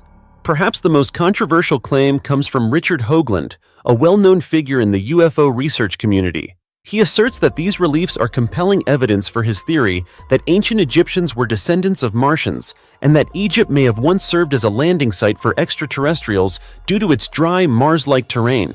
However, Hoagland's theory faces a critical flaw. If Martians came from a planet without oceans, why would they carve an image of a submarine, a vehicle specifically designed for underwater use? To this day, no clear answer has been found, but beyond the realm of speculation lies experimental evidence that is equally fascinating. Historian William Deutsch once proposed a bold theory. Some members of the Egyptian royal family, including Pharaoh Tutankhamun, may have died in flight accidents, using primitive flying devices such as hot air balloons or gliders. Deutsch didn't stop at theory. He constructed model aircraft based on ancient carvings and found that several designs could actually glide through the air. Could it be that ancient Egypt was not just the cradle of pyramids and mummies, but also the birthplace of aeronautical principles? And this mystery is not exclusive to Egypt. Similar evidence of ancient flying objects has been discovered across the world. In Colombia, Peru, Costa Rica, and Venezuela, archaeologists uncovered 33 golden artifacts, now known as the Colombian gold airplanes, dating back to the first millennium BCE. Measuring around 1.5 inches long, these objects resemble fish or insects, but with astonishingly precise aerodynamic features, including horizontal wings, vertical stabilizers, and tail fins. In 1956, these airplanes were displayed in New York during the pre-Columbian Gold Exhibition. American aerospace engineers observing them were stunned. Some even tested the models in wind tunnels and found that certain prototypes could achieve supersonic speeds. In fact, the early design of these artifacts later inspired Lockheed in developing military aircraft during the early stages of the Cold War. So, if ancient people had concepts or even direct experience with flight, where did that knowledge come from? Was it a lost technology, buried alongside fallen dynasties and never passed on to future generations? Or are modern humans underestimating the brilliance of our ancestors? Those who calculated the cycle of Sirius, built massive pyramids with astonishing precision, and maybe, just maybe, soared through the skies thousands of years ago? While no definitive answers exist yet, one thing is certain. Archaeology is not just about broken pottery or fossilized bones. It stirs the imagination and raises questions history has yet to answer. And sometimes, a single small carving on a stone wall can challenge the very foundations of modern science. The oldest gold-covered Egyptian mummy. The 4,300-year-old mummy of a wealthy man named Djed Sepsh, believed to be the oldest and most complete gold-covered mummy ever found, was discovered by archaeologists 66 feet underground at Gizr el-Mudir, beneath the shadow of the step pyramid of Djoser, in the village of Saqqara. The mummy was found inside a 55,000-pound stone sarcophagus, located in one of the underground tunnels from the Old Kingdom period. When researchers opened the lid, they discovered what they described as the oldest, most beautiful mummy, covered in multiple layers of gold, with a band on the head and a bracelet across the chest, clear signs that this was a wealthy man. Among many artifacts from the Old Kingdom were 2 tombs, including one dating back to the reign of King Unas of the 5th dynasty, who ruled from 2494 to 2487 BCE. In another shaft, researchers also uncovered 3 statues carved of the same man, along with 9 additional statues. Archaeologists stated that these statues are significant because they offer the first ever insights into art from the Old Kingdom. The collection includes double statues, single statues, servant figures, and various other types, shedding light on the diversity of sculptural forms from that era. It's worth noting that the Step Pyramid is considered the first pyramid ever built by the ancient Egyptians, constructed between 2667 and 2648 BCE during the early 3rd dynasty. It remains the oldest surviving stone structure from ancient Egypt. Saqqara, a vast necropolis located about 20 miles south of Cairo, is home to many astounding archaeological treasures. Among them is the Temple of Queen Niaret, wife of King Teti, the first ruler of the 6th dynasty, which was discovered by archaeologists in 2021. That same year, at the same site, archaeologists also uncovered the tomb of the chief treasurer of King Ramses II, who reigned from 1279 to 1213 BCE. A remarkable collection of bronze statues and ancient coffins was also excavated there in May of last year. The tomb of the daughter of an ancient Egyptian governor. A major archaeological discovery has just been made in Egypt, where archaeologists uncovered a 4,000-year-old tomb belonging to Idi, the daughter of a local governor who lived during Egypt's Middle Kingdom period. One of the most striking features of the find is the presence of 2 nested coffins, a rare and remarkable discovery.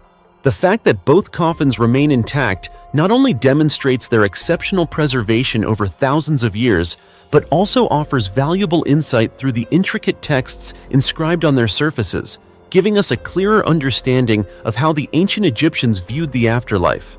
Idi lived during the reign of Pharaoh Senwosret I, circa 1961 to 1917 BCE, one of the most prominent rulers of the Middle Kingdom. She was the daughter of Jaffa Hapi, governor of Asyut, a wealthy and powerful province at the time, placing her among the elite class of ancient Egyptian society. Although her tomb was looted in antiquity, Idi's skeletal remains were partially preserved, offering researchers valuable biological and historical data. Scientists have determined that Idi likely died before the age of 40. An analysis of her bones revealed a congenital deformity in her foot, highlighting important aspects of both her health and social status in ancient Egyptian life.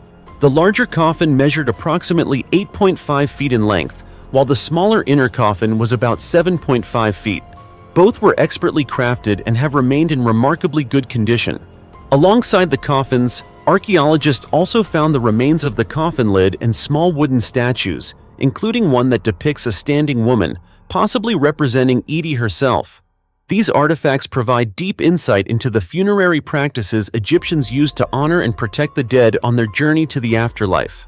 Hieroglyphs on the coffin refer to Idi as the woman of the house, a title showing both respect and her important role within the family and community.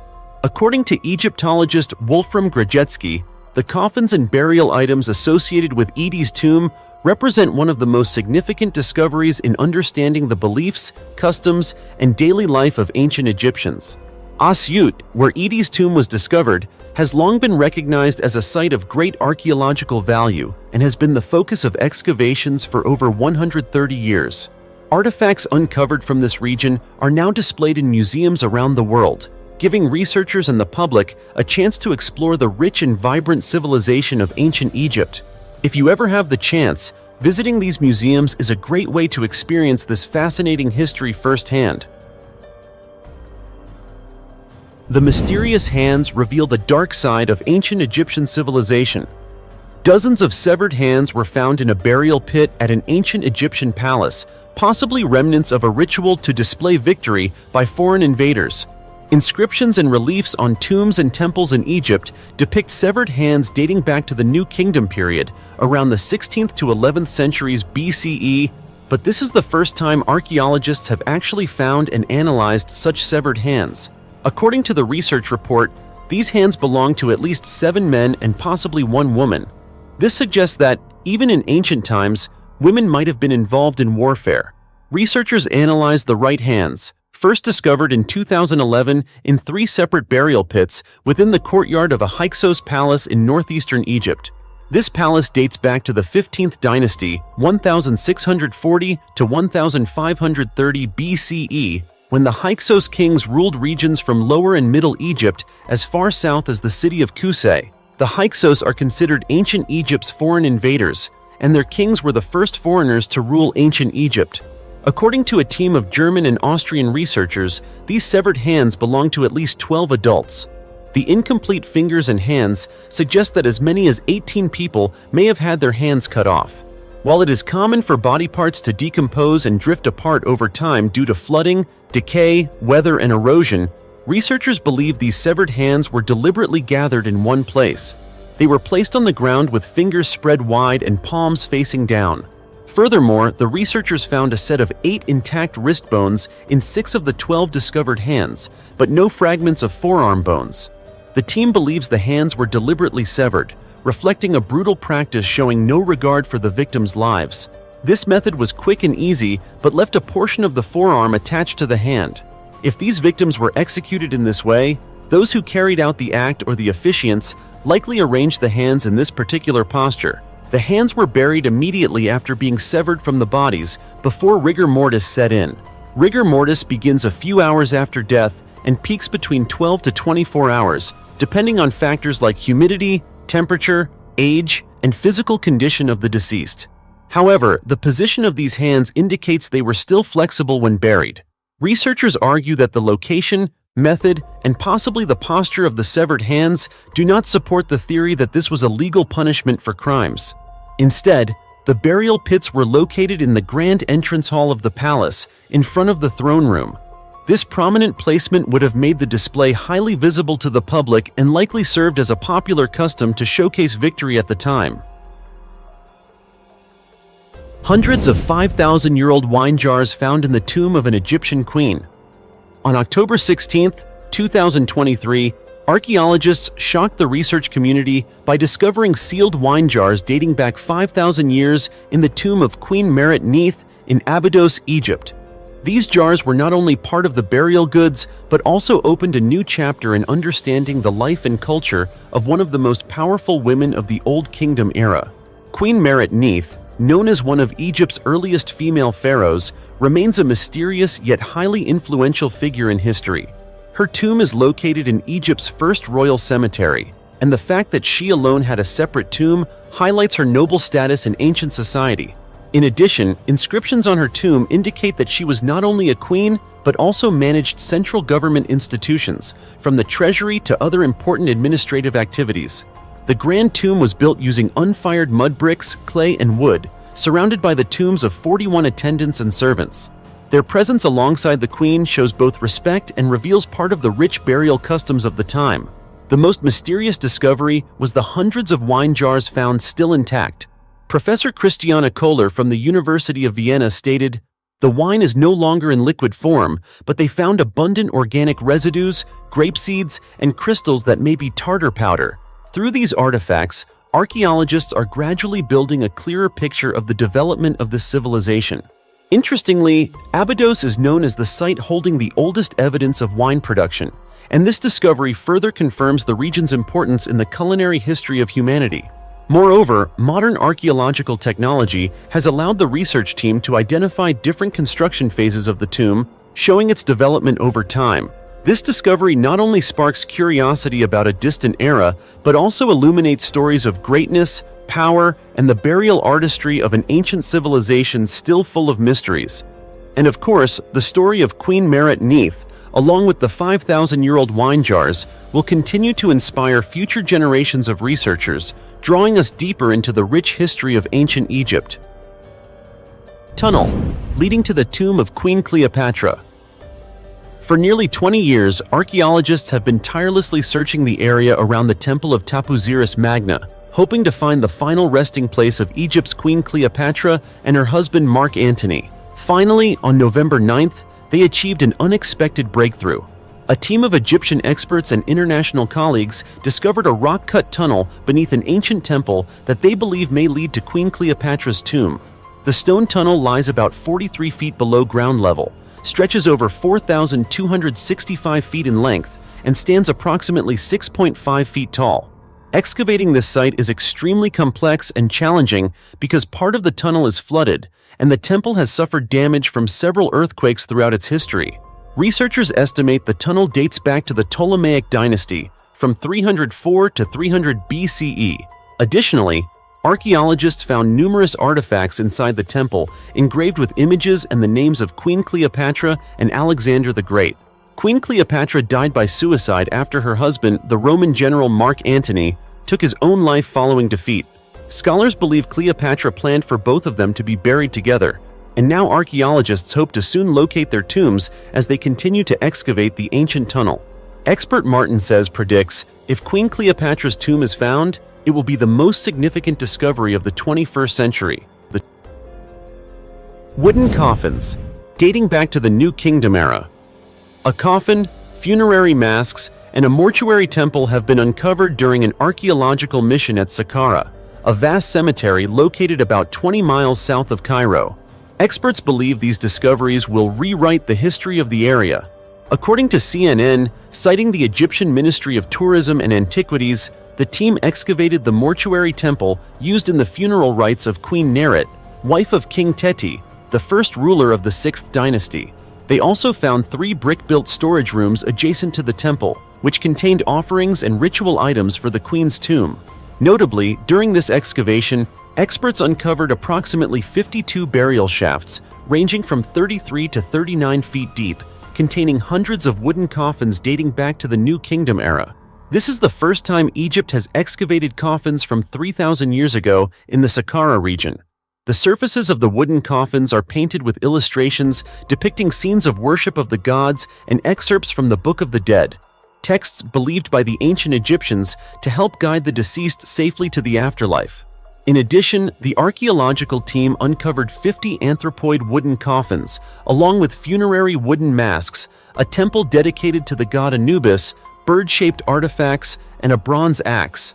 According to Dr. Zahi Hawass, head of the archaeological mission, these new findings will rewrite the history of Saqqara during the New Kingdom period and confirm the importance of worship and rituals for King Teti during the 19th dynasty. King Teti was venerated by later generations, especially during the 18th and 19th dynasties, and Egyptians of that time were buried around his pyramid. The mummified girl in the pharaoh's tomb. Archaeologists have spent many years studying and excavating archaeological sites across Egypt, especially along the banks of the Nile River, famously known as the Nile Valley. This region is home to countless tombs and precious artifacts, including treasures and secrets of ancient Egyptian civilization. One of the most remarkable discoveries is the tomb of Pharaoh Tutankhamun, found in 1922 in the Valley of the Kings, where Egyptian pharaohs and powerful officials of the New Kingdom were buried. The tomb of King Tut caused a worldwide sensation, as archaeologists uncovered not only the pharaoh's mummy, but also countless artifacts intended to accompany him on his journey to the afterlife. However, a new discovery inside Tutankhamun's tomb has stunned researchers. This finding was featured in the documentary Secrets: The Final Mission of King Tut, aired on the Smithsonian Channel. It revealed 2 mummified girls, perfectly preserved within the tomb. Remarkably, after DNA analysis, scientists concluded that these 2 little princesses were very likely daughters of Pharaoh Tutankhamun. Sadly, both girls were stillborn, one about 4 months along and the other nearly full term at 9 months. Nevertheless, what is notable is that both were carefully mummified and buried alongside their father. Professor Salima Ikram, an Egyptologist at the American University in Cairo, said that child mummification was not uncommon in the ancient world, but their placement in the pharaoh's tomb is exceptionally rare. According to Dr. Joyce Tildesley, these mummies could be considered King Tut's ultimate insurance policy, reflecting the ancient Egyptians' preparation to protect the pharaoh on his journey to the afterlife. Egyptians believed that children and women could serve as guardians, standing beside the pharaoh in the battle against dark spirits. This discovery further highlights the mystery and richness surrounding Tutankhamun, the king who ruled Egypt for about 10 years before dying at the age of 18 in 1323 BCE.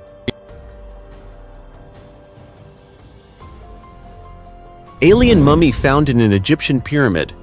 Egypt's famous pyramids have long been one of humanity's greatest mysteries, surrounded by a series of strange and unexplained discoveries.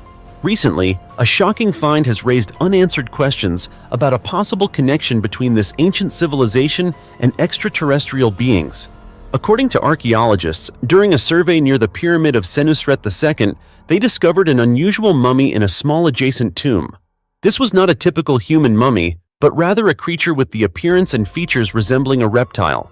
The mummy stands about 4.9 to 5.2 feet tall, with notably large oval-shaped eyes, leading many to suspect it could belong to an alien life form.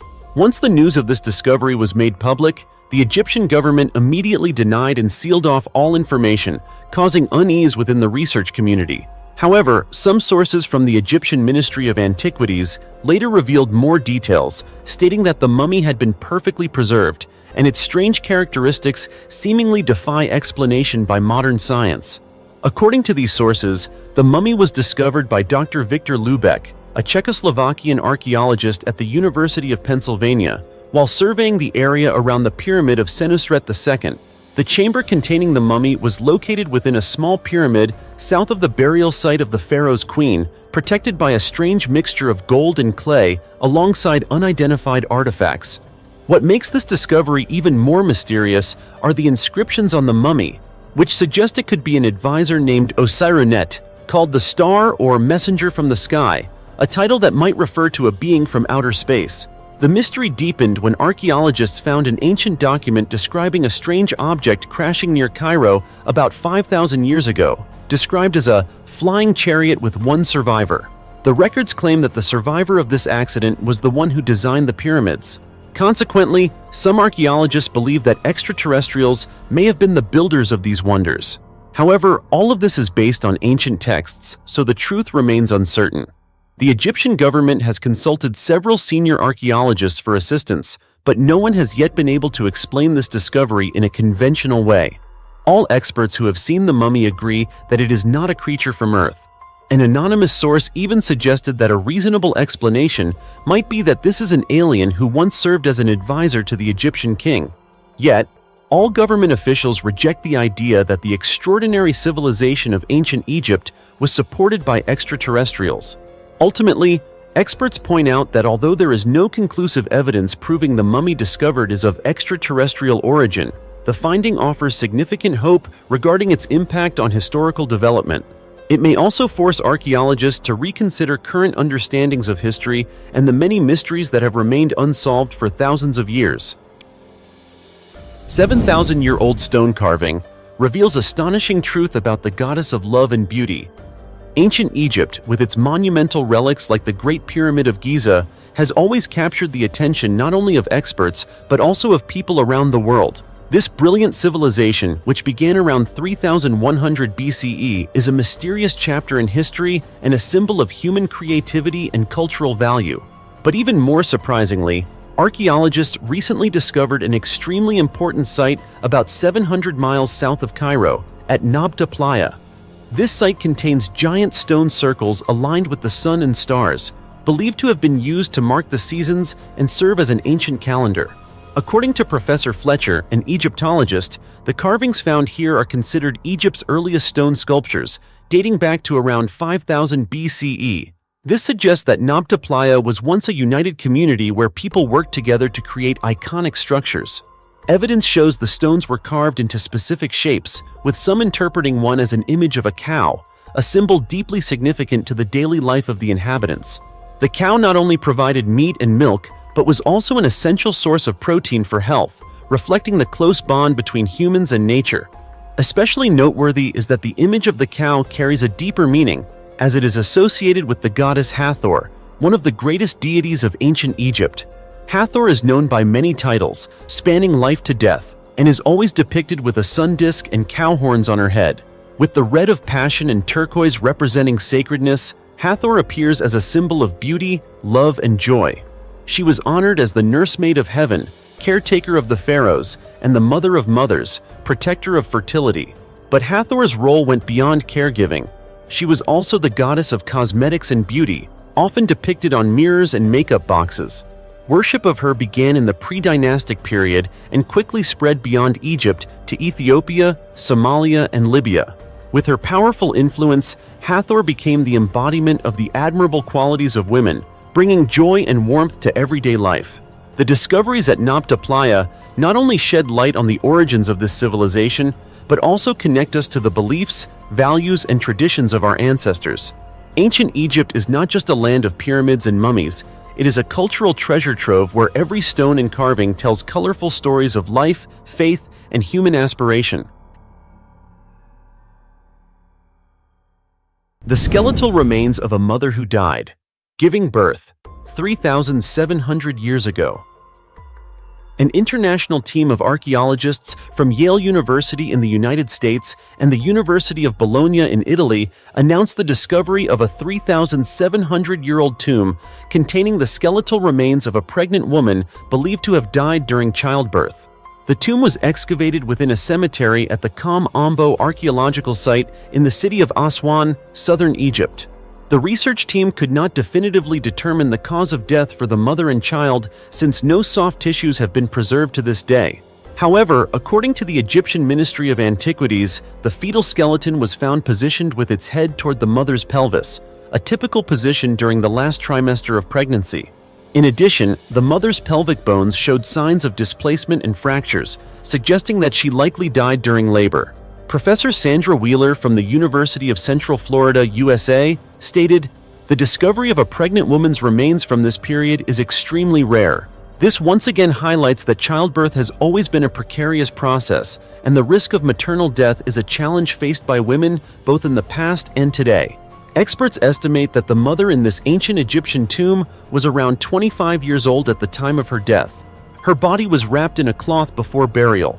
Inside the tomb, archaeologists also uncovered various artifacts, including a pottery jar, a bowl painted red on the outside and black on the inside, and beads crafted from ostrich eggshells. These funerary items are believed to honor the mother's sacrifice and express the grief of her family and loved ones. The death mask in King Tutankhamun's tomb. The death mask is perhaps the most famous artifact found in King Tutankhamun's tomb. This mask measures 21 inches in length and weighs up to 22 pounds. It is crafted entirely from gold, combined with precious stones and colored glass paste, creating an impressive piece with exquisite details. According to Galal Ali Hassan, an honorary professor in the mechanical design department at Cairo University, this mask possesses a uniquely striking beauty, showcasing the craftsmanship of ancient Egyptian artisans. In his 2016 article published in the International Journal of Advances in Engineering and Technology, Hassan detailed the mask's components, including the eyes made from obsidian, a glossy black volcanic glass, and quartz, both precious materials imbued with rich symbolic meanings in Egyptian culture. What makes this mask especially remarkable is its clear depiction of King Tutankhamun himself, featuring a long beard and a royal headdress adorned with a cobra and a vulture, two creatures symbolizing power and protection in ancient Egyptian culture. These images not only represent King Tutankhamun's authority, but also serve as signs of protection and eternity in the spiritual realm, where the boundaries between life and death blur. Beyond its artistic beauty, the death mask holds deep spiritual significance. The back of the mask contains a spell taken from the Book of the Dead, a crucial text in ancient Egyptian beliefs. This spell is inscribed in hieroglyphics and emphasizes the mask's role as a bridge between the earthly world and the afterlife. Marianne Eaton Krauss, a leading expert at the American Research Center in Egypt, notes in her book, Tutankhamun, The Untold Stories, that this spell also appears on King Tutankhamun's third coffin, indicating that the mask was not only a physical protector, but also an essential element in guiding the king's soul to the invisible world. From the intricate details on the death mask to the spiritual elements conveyed through the inscribed spells, it is clear that this mask is far more than a decorative object. It stands as a vivid testament to the fusion of art, religion, and the ancient Egyptians' belief in life after death. Every line and material holds profound messages, creating an invaluable cultural legacy that opens a window for us to explore the mysterious world of the young King Tutankhamun. The 4,500-year-old tomb of an Egyptian prince and the giant granite door that shook the world. On April 28, 2025, a memorable milestone in humanity's journey to decode history, at Saqqara, a land that has long concealed countless ancient Egyptian secrets, a team of archaeological experts made a groundbreaking discovery. They unearthed the nearly 4,500-year-old tomb of Prince Wazir-Ifri, a powerful figure from the 5th dynasty of the Old Kingdom. The prince's name is closely tied to a remarkable era. His father, Pharaoh Userkaf, was the founding ruler of the 5th dynasty, reigning from 2494 to 2487 BCE. Although Wazir-Ifri did not inherit the throne like many princes, he left a very clear mark on ancient Egyptian history, as evidenced by the magnificent tomb recently excavated. Imagine this. After millennia lying silently beneath the scorching sands, an ancient tomb suddenly emerges, with its relics remarkably intact. This tomb is not just the resting place of a prince, it is an archaeological treasure trove, containing artifacts spanning from the Old Kingdom period, 2700 to 2200 BCE, to the Late period, 664 to 332 BCE. This suggests the site may have been used as a hiding place, a place of worship, or repurposed across various historical eras. During the press announcement, Egypt's Minister of Tourism and Antiquities, Sharif Fathi, expressed his excitement, calling the discovery a milestone in uncovering the rich and ancient layers of Egypt's civilization. And as archaeologists delved deeper into the tomb, they were even more astonished by the details that surfaced. At the tomb's entrance stands a massive false door made from pink granite, a rare and extremely difficult material to carve at the time. This door measures nearly 15 feet tall and 3.8 feet wide, currently holding the record as the largest of its kind ever found in Egypt. What's even more fascinating are the intricately carved hieroglyphics on the granite surface. Titles recorded include Crown Prince, Governor of Buto and Nekeb, Royal Secretary, Vizier, Judge, and High Priest. These titles reveal that Wazir-Ifri was no ordinary prince. He was a highly influential political and religious figure in the royal court, even though he never wore the crown. But the surprises don't stop there. Archaeologists also discovered a collection of ancient statues within the tomb area, depicting the legendary pharaoh Djoser, famous for the first step pyramid ever built, alongside his wife and 10 daughters. Preliminary analysis suggests these statues were originally placed near Djoser's pyramid, but were somehow relocated here during the late period. Why was this mysterious relocation done? Who carried it out, and for what purpose? Was this site once a secret center of religious rituals? Or are there still deeper secrets hidden beneath the stone? These questions remain unanswered. So, what do you think about these strange revelations unfolding at Saqqara? Could the tomb of Prince Wazir-Ifri be opening a new chapter for Egyptian archaeology? I believe it just might be. 12 recent archaeological discoveries. So shocking they terrified even the bravest scientists. The 5-year-old ghost bride in the ancient tomb reveals a 1,000-year-old royal secret. In April 2003, during an expansion project at a historic site, workers accidentally dug into what seemed like a bottomless pit. They immediately reported the discovery to archaeologists, who rushed to the scene to investigate. Beneath the soil, experts uncovered an ancient tomb dating back more than 1,300 years. The stone door of the tomb was marked with red tin powder, and the interior, made of baked clay, was divided into 2 chambers, left and right. The tomb floor was oddly uneven. The middle part was raised like a turtle's shell, while the sides curved downward like arcs. The coffin and burial goods were placed on the highest point to prevent flooding. The tomb's opulence was evident from nearly 300 cultural relics, most of which were made of gold, bronze, jade, and lacquerware. With such luxury, the tomb's owner must have been an important member of the royal family. However, as excavations went deeper, experts were stunned to find not a single large coffin as expected, but 3 very small ones. Though the bones inside were somewhat disordered, the remains clearly belonged to slender, small-bodied individuals. The largest coffin, which contained the most valuable burial items, was believed to belong to a 5-year-old child, determined by the stage of tooth development. Her permanent teeth had not yet fully erupted. The other 2 smaller wooden coffins contained the remains of 2 children under the age of 2. According to the Taiping Yulan, compiled between 977 and 987, 983, coating tomb doors or coffins with red tin was a form of royal display permitted only to emperors. Yet this tomb was located in the ancestral land of the Wang family, a prestigious clan with no imperial lineage, making the find highly unusual. Evidence showed that all 3 children were buried at the same time, raising unsettling questions. Why did they die around the same period? And why were they buried with such extravagant rituals when it was customary at the time for children to be simply placed in clay jars and buried in home gardens? The tomb's layout also puzzled researchers. It was clearly designed as a double burial tomb for a married couple, yet it contained 3 children. This led experts to a haunting hypothesis. Could these 3 children have been victims of an ancient ghost marriage ritual? According to the Book of Jinn, in 317 AD, Sima Rui, 276 to 323, founder of the Eastern Jin dynasty, ascended the throne and granted his eldest son the title of Prince of Langya. Unfortunately, the young prince died the same year, before reaching 18. His nephew Sima Anguo was next in line to inherit the title, but the infant prince also succumbed to illness shortly after birth. By imperial custom, royal princes were to be buried in their fiefs, so the Langya estate was chosen as Sima Anguo's resting place instead of the capital, Nanjing. Not long after, the emperor's second son, Sima Chun, also fell ill. To bless the boy with fortune, his father granted him the same title, Prince of Langya. Tragically, on the very day of the title ceremony, Sima Chun's condition worsened, and he died before turning 2 years old. Thus, 2 princes who were meant to inherit the Langya title died in succession at just 2 to 3 years old.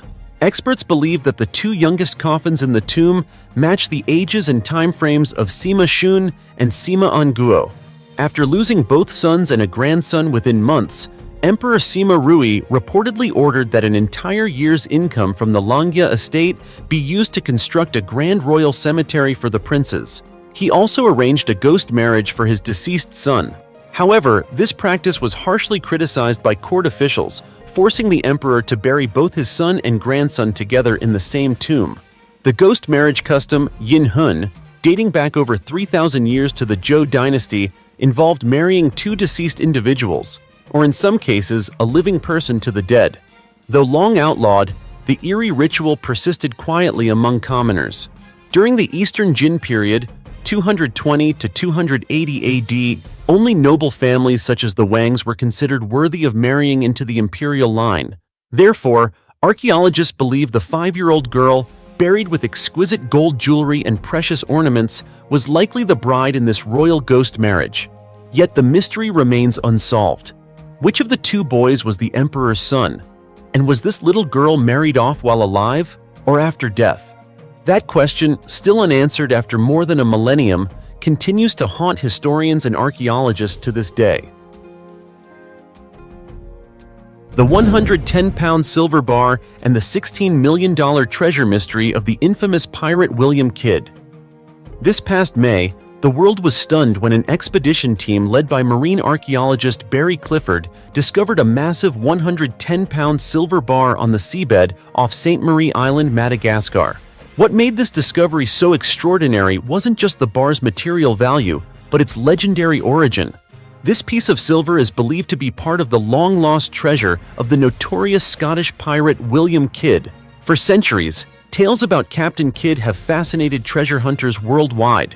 Yet only now has the first tangible evidence from his ship, the Adventure Galley, forever tied to Kidd's dramatic life and death, finally been brought to the surface.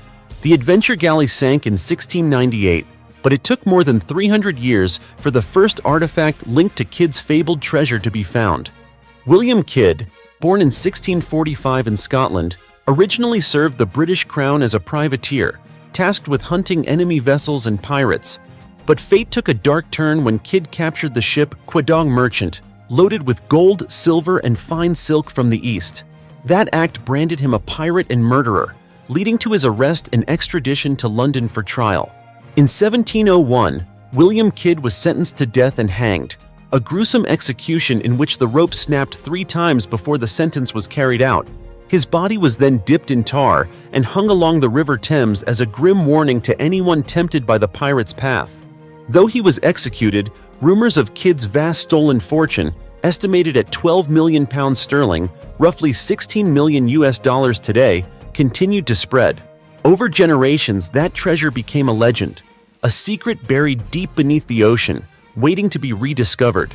The recovery of the silver bar from the wreck of the Adventure Galley was not merely an archaeological triumph.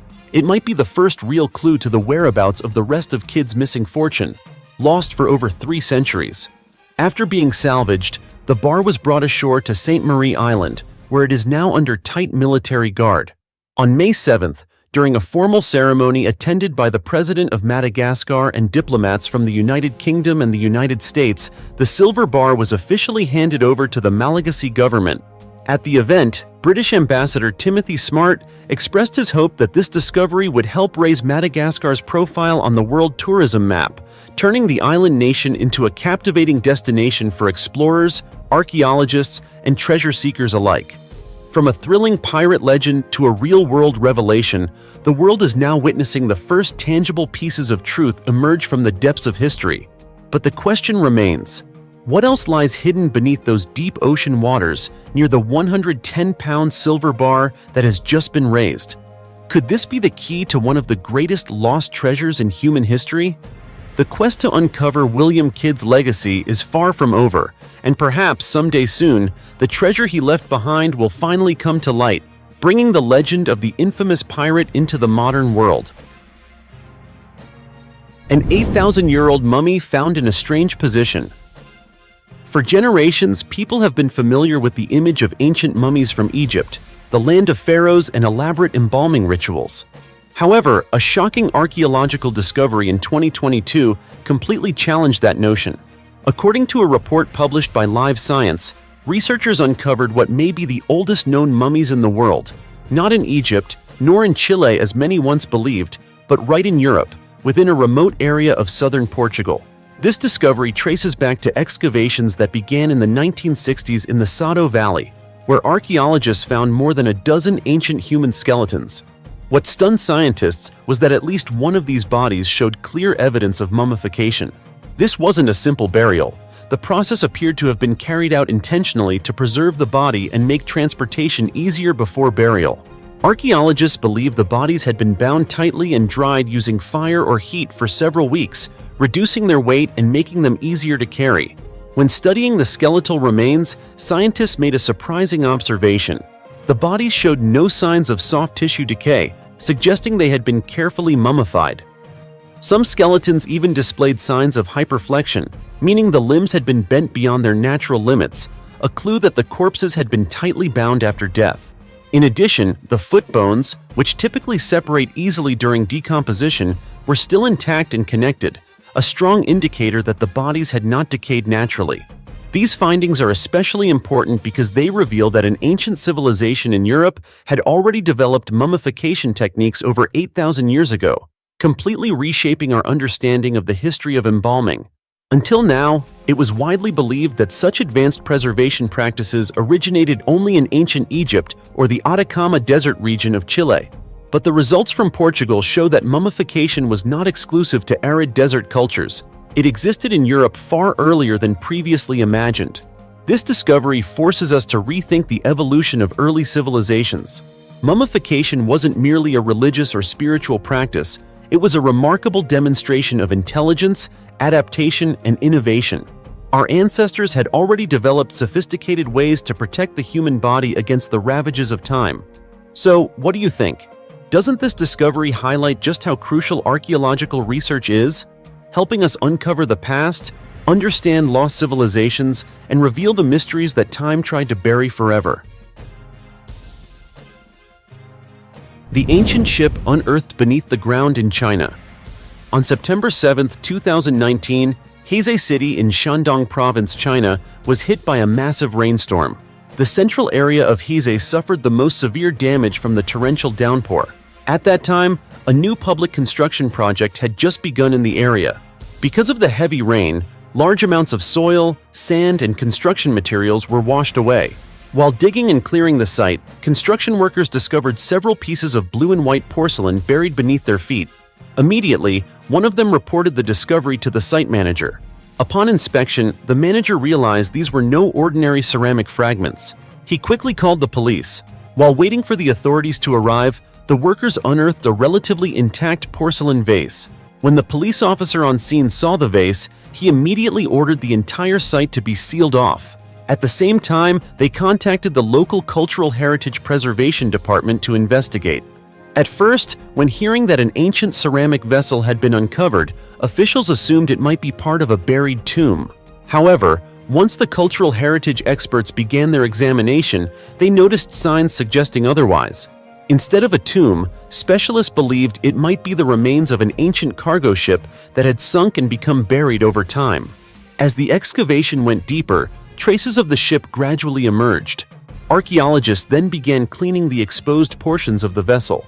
They concluded that it was likely a wooden inland cargo ship. The entire left side of the hull was missing, while the bottom of the ship remained mostly intact. The vessel lay tilted at a 50-degree angle, leading experts to suspect that it sank after colliding with something underwater. This was an extraordinarily rare shipwreck discovery. To protect the structure of the hull and the artifacts inside from damage, the Cultural Relics Department invited two of the region's most skilled traditional shipwrights to assist with the preservation process. In fact, bringing these two master craftsmen to the site was no simple task. Both came from families with a shipbuilding tradition dating back to the Ming Dynasty. Even at that time, these two veteran craftsmen still possessed ancient ship models that had been passed down through generations for centuries. When they heard about the discovery of a sunken ancient ship, they did not hesitate to accept the invitation. Their mission was to analyze the ship's overall structure and determine the function of each cabin. This helped archaeologists identify the ship's weakest points and the most difficult areas to clean, ensuring the excavation proceeded smoothly. Both the archaeologists and the two master shipbuilders agreed that discovering an ancient shipwreck buried underground was incredibly rare, especially one of such a large size, stretching up to about 164 feet in length. During the excavation and cleaning process, the local Cultural Heritage Bureau uncovered numerous ancient coins. Based on these findings, along with the ship's design features, experts concluded that it dated back to the Yuan dynasty, 1271 to 1368. They confirmed that the ship held immense archaeological and economic value. More than 120 well-preserved artifacts were found inside the vessel, all believed to be Yuan dynasty porcelain, highly valuable blue and white ceramics. Despite being buried underground for centuries, the intricate patterns and designs on the porcelain remained remarkably vivid. In 2005, the Goston Auction House in London sold a Yuan dynasty blue and white porcelain vase to an anonymous buyer for approximately $608 million USD. After that sale, collectors around the world began frantically searching for Yuan blue and white porcelain items. The reason Yuan dynasty blue and white porcelain is so prized is that its craftsmanship cannot be replicated. This fact alone demonstrates how incredibly valuable this ship is, with over 120 authentic artifacts from the Yuan period found on board. After years of study, archaeologists finally determined the probable cause of the shipwreck. They believe that strong river currents may have forced the vessel off its original course, causing an accident that led to its sinking. Once the excavation and restoration were completed, the ancient ship was displayed at the Hees Museum. Many shipbuilders and craftsmen have since visited the site to admire and study Yuan-era shipbuilding techniques. Although the vessel's overall design is not as refined as modern ships, its construction methods and joinery techniques continue to astonish and humble today's master shipwrights. A 700-year-old lead coffin containing a body that looks newly dead. During the reconstruction of Notre Dame Cathedral in Paris, after the devastating 2019 fire that severely damaged the roof of the 850-year-old landmark, scientists uncovered a hidden chapter of history buried beneath the cathedral floor. Among the discoveries was a lead coffin believed to date back to the 14th century. According to France's Ministry of Culture, the excavation revealed several burial sites of notable scientific significance, including ancient tombs and a human-shaped lead coffin. The burial layers where these finds were located lay beneath 18th-century stone flooring, while some of the deeper layers dated back to the 14th and even early 13th centuries. The most remarkable of these discoveries was the human-shaped lead sarcophagus, likely dating from the 1300s, not long after Notre Dame was first completed. When archaeologists inserted a small endoscopic camera inside to inspect its contents, what they saw left them astonished. Fragments of cloth, human hair, and even a pillow made of leaves beneath the head were clearly visible, an arrangement commonly used when burying high-ranking religious figures. Dr. Christophe Besnier, the lead archaeologist of the excavation, explained, "The presence of these organic materials suggests that the body is in an exceptionally well-preserved state, almost as if the person had just recently died." Experts believe the coffin's airtight lead structure shielded the remains from the effects of time, moisture, and air, preserving the body far better than would normally be possible after 7 centuries. But the lead coffin wasn't the only significant find. Archaeologists also uncovered a pit beneath the cathedral floor, likely constructed around 1230 during the original building phase of Notre Dame. The catastrophic 2019 fire had melted nearly 660,000 pounds of lead from the cathedral's roof, spreading toxic dust across the site. Yet this latest discovery has opened a new door to understanding the burial practices, religious hierarchy, and cultural history of medieval Paris. Notre Dame's tragic fire may have scarred one of the world's most iconic landmarks, but beneath its ruins, it also revealed a silent witness to 7 centuries of Parisian history, a body resting in eternal stillness, preserved as if time itself had stopped. A tomb only, 334 square feet wide, yet filled with gold. In the spring of 2000, a powerful explosion rocked Dahong Village, Changtan Town, Zhongxiang County, in Hubei Province, China. Although it happened during the Chinese Lunar New Year, the sound was unlike any fireworks people had ever heard. Alarmed, villagers rushed outside, and soon the police arrived at the scene. At the source of the blast, they found a large, dark hole in the ground. The hole wasn't very deep, but beneath it lay what appeared to be an ancient tomb. The village chief immediately contacted the Provincial Cultural Heritage Bureau to report the discovery. Archaeologists were quickly dispatched, and after inspecting the site, they confirmed that it was indeed an ancient burial chamber. A rescue excavation was launched right away. At first, the dig proved challenging. The tomb's structure was unusually strong, and the team had to break through a massive stone gate to enter. However, this also meant good news. The tomb's interior was likely well preserved despite the explosion above. Their optimism soon faded when they discovered that the tomb was surprisingly small, measuring only about 334 square feet and partially flooded. The archaeologists initially believed such a small tomb wouldn't contain many burial goods, and those submerged in water were probably damaged beyond repair. It seemed the excavation might yield little of value. Still, determined to uncover the tomb's owner, the team brought in high-capacity water pumps and continued digging. Before long, they discovered a stone epitaph inside. The stele, about 3.8 feet tall, was built against the fourth wall and contained 2 inscriptions. One read, "Tomb of Prince Liangzhuang," and the other, "Epitaph of Princess Liangzhuang." The archaeologists were stunned. They had just uncovered the tomb of Prince Zhu Jianwei of Liangzhuang from the Ming dynasty, along with his wife.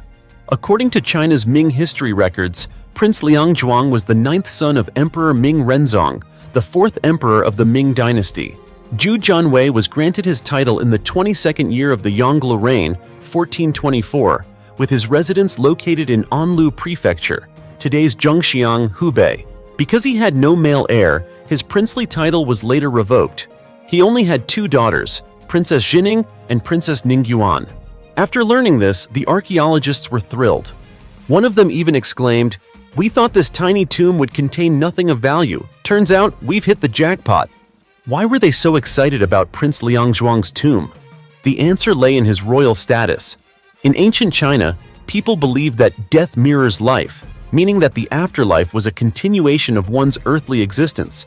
Thus, nobles and royals were often buried with lavish treasures and everyday items for use in the afterlife. Since Prince Liangzhuang had no sons to inherit his wealth, it was likely that most of his fortune was buried with him. After draining the tomb and clearing away the mud, glittering treasures began to emerge.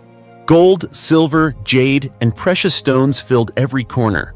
Archaeologists on site described it as one of the most luxurious royal tombs they had ever seen. Despite its modest size, it contained riches rivaling those of emperors. When the inventory was completed, aside from small fragments, 5,300 valuable artifacts were cataloged. Most were made of gold, silver, jade, gemstones, and porcelain.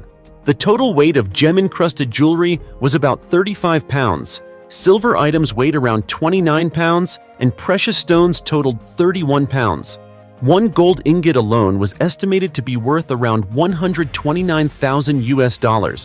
Over 700 gemstones, including rubies, jade, emeralds, and cat's eye stones, were used to decorate the jewelry. Among them, a 200-carat sapphire stood out as the largest ever discovered in China. Some artifacts were even imports from foreign lands, suggesting extensive trade during the Ming period. One particularly impressive piece was a gold base topped with a finely carved jadeite stone, and several gold belts inlaid with jade and dragon motifs, demonstrating the exquisite craftsmanship of Ming artisans. Experts concluded that the treasures found in Prince Liangzhuang's tomb were of national treasure status, with a total estimated value reaching into the billions of dollars, enough, they joked, to buy hundreds of modern luxury villas. This discovery was considered one of the most significant archaeological finds in China at the time, shedding new light on the wealth and lifestyle of Ming nobility. But one question remained: how could a mere prince possess a fortune rivaling that of an emperor? Archaeologists believe the reason lies in the prosperity of the Ming dynasty during his lifetime. When Emperor Ming Renzong passed away, his eldest son, Emperor Xuanzong Zhujianji, ascended the throne and generously rewarded his brothers. Each royal prince, such as Prince Yuejing, Prince Zhengjing, Prince Shangxian, and Prince Huaijing, received about $2 million worth of wealth, while Prince Liangzhuang was granted twice that amount. Most of his treasures were collected by Zheng He, the legendary Ming admiral and explorer who led vast maritime expeditions across the world.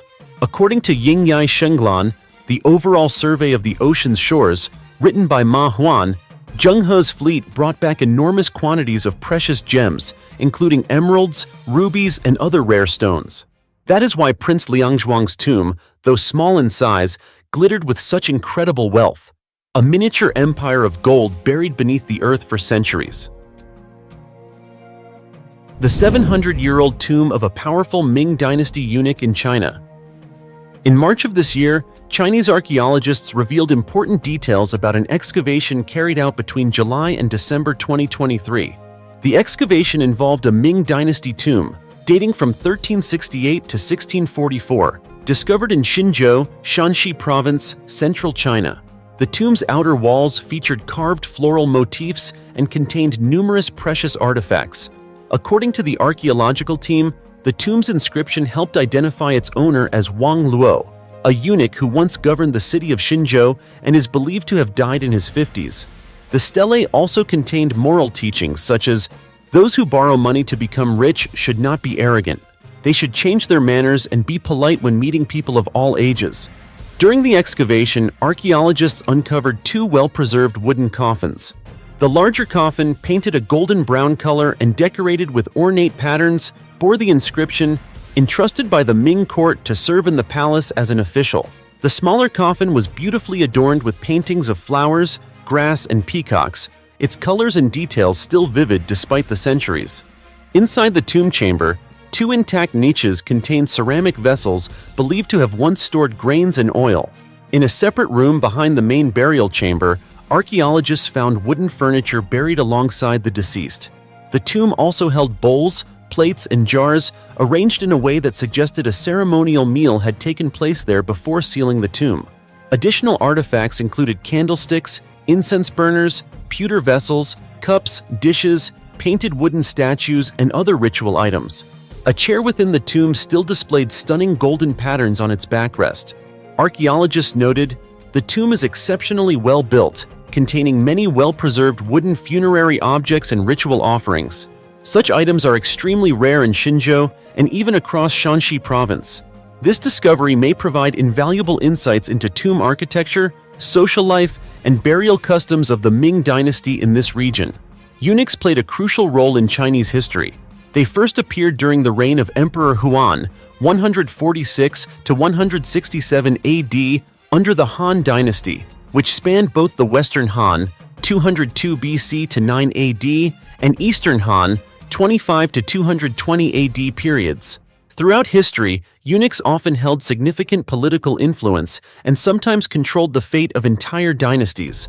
At the height of their power, around 70,000 eunuchs lived within the Forbidden City during the transition from the Ming to the Qing dynasty. However, the eunuch system was eventually abolished in 1924 when Puyi, the last emperor of China, was expelled from the Forbidden City. The last known eunuch, Sun Yaoting, passed away in 1996. The excavation of Wang Luo's tomb was part of a highway construction project in Shanxi last year. During this project, archaeologists also uncovered 66 additional tombs, ranging from the Longshan culture period, 3000 to 1900 BC, to the Qing dynasty, 1644 to 1911. These remarkable finds represent some of the most significant and fascinating archaeological discoveries in recent years, shedding new light on China's long and complex history. The 9,000-year-old bitumen-covered skulls that stunned experts. During excavations at the Nahal Himar archaeological site, located in the Judean desert in southern Israel, scientists were left completely astonished when they uncovered 3 human skulls perfectly preserved beneath layers of hardened bitumen. After thorough analysis, researchers determined that these skulls dated back to around 7000 BC. Remarkably, the arid conditions of the Judean desert played a crucial role in preserving organic materials far better than in most other regions of the world. Because of this, the skulls remained in exceptional condition, especially the 3 that were coated in bitumen, which acted as a natural protective shell, shielding them from the ravages of time. According to experts, covering skulls in bitumen was likely part of an ancient ritual to honor the dead, deeply tied to the spiritual practice of ancestor worship. The preserved skulls may have represented revered ancestors or individuals who held a special place within their clan. In some cases, they might even have served as symbols of a family's claim to a particular territory. This theory aligns with the social conditions of that era, around 7000 BC during the Neolithic period, when population growth led to increased competition for land and resources. In addition to the bitumen-covered skulls, archaeologists also discovered stone masks dating back about 9,000 years, believed to be the oldest masks ever found in the world. These masks had holes along the edges, suggesting they were tied with cords to house pillars or fixed onto other surfaces. Interestingly, some masks shared similar facial structures, such as prominent cheekbones, deep eye sockets, and recessed temples, with the human skulls found nearby. This suggests that the masks were crafted to replicate the faces of the deceased, used during ceremonies honoring the dead. As humans transitioned from hunting and gathering to farming and animal domestication, they still lacked written language. To assert inheritance and land ownership, they turned to rituals that celebrated their ancestors, symbolically linking the living to the past. The creation of these stone masks was, therefore, an early form of ancestral remembrance, a way to keep the image and spirit of their forebears eternally present in their daily lives. The Cemetery of Grinning Mummies in the Peruvian Desert. In a desolate stretch of the Nazca Desert, about 19 miles from the city of Nazca, Peru, lies a strange and eerie burial ground that sends chills down the spine of anyone who hears about it. This is Chowchilla Cemetery, a haunting necropolis that holds over 1,000-year-old human remains, each with a bizarre and unsettling feature. Their jaws are wide open, frozen in eternal gaping smiles. The sight is both mysterious and deeply disturbing, inspiring countless ghost stories and legends surrounding this barren landscape. Chowchilla Cemetery is not a recent discovery. It dates back to the 9th century, during the height of the Nazca civilization, a culture famous for its enormous geoglyphs etched into the desert floor, visible only from above. Yet, by around AD 800, the Nazca mysteriously vanished. To this day, no one knows exactly why their civilization collapsed, though many scholars believe that harsh desertification and environmental change may have played a major role. The cemetery lay buried beneath the sands for centuries until it was rediscovered in the early 20th century. What archaeologists found stunned the world. Dozens of skeletons sitting upright, their backs resting against one another as if locked in a silent, eternal gathering.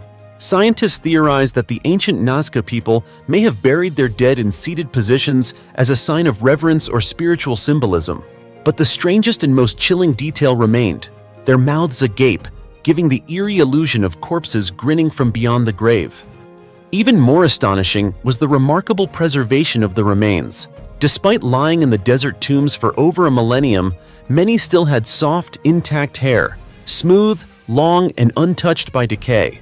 This remarkable state of preservation led researchers to believe that the locals may have used the desert's dry, scorching climate as a natural form of mummification, eliminating the need for complex embalming techniques like those used by other civilizations.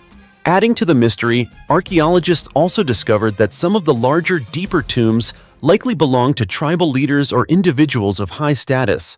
Sadly, many of these burial chambers had long been looted by grave robbers, who stripped away gold and precious artifacts, leaving behind only the grinning skeletons, as if mocking the greed and cruelty of those who disturbed their eternal rest. Today, Chowchilla Cemetery stands as more than just an archaeological site.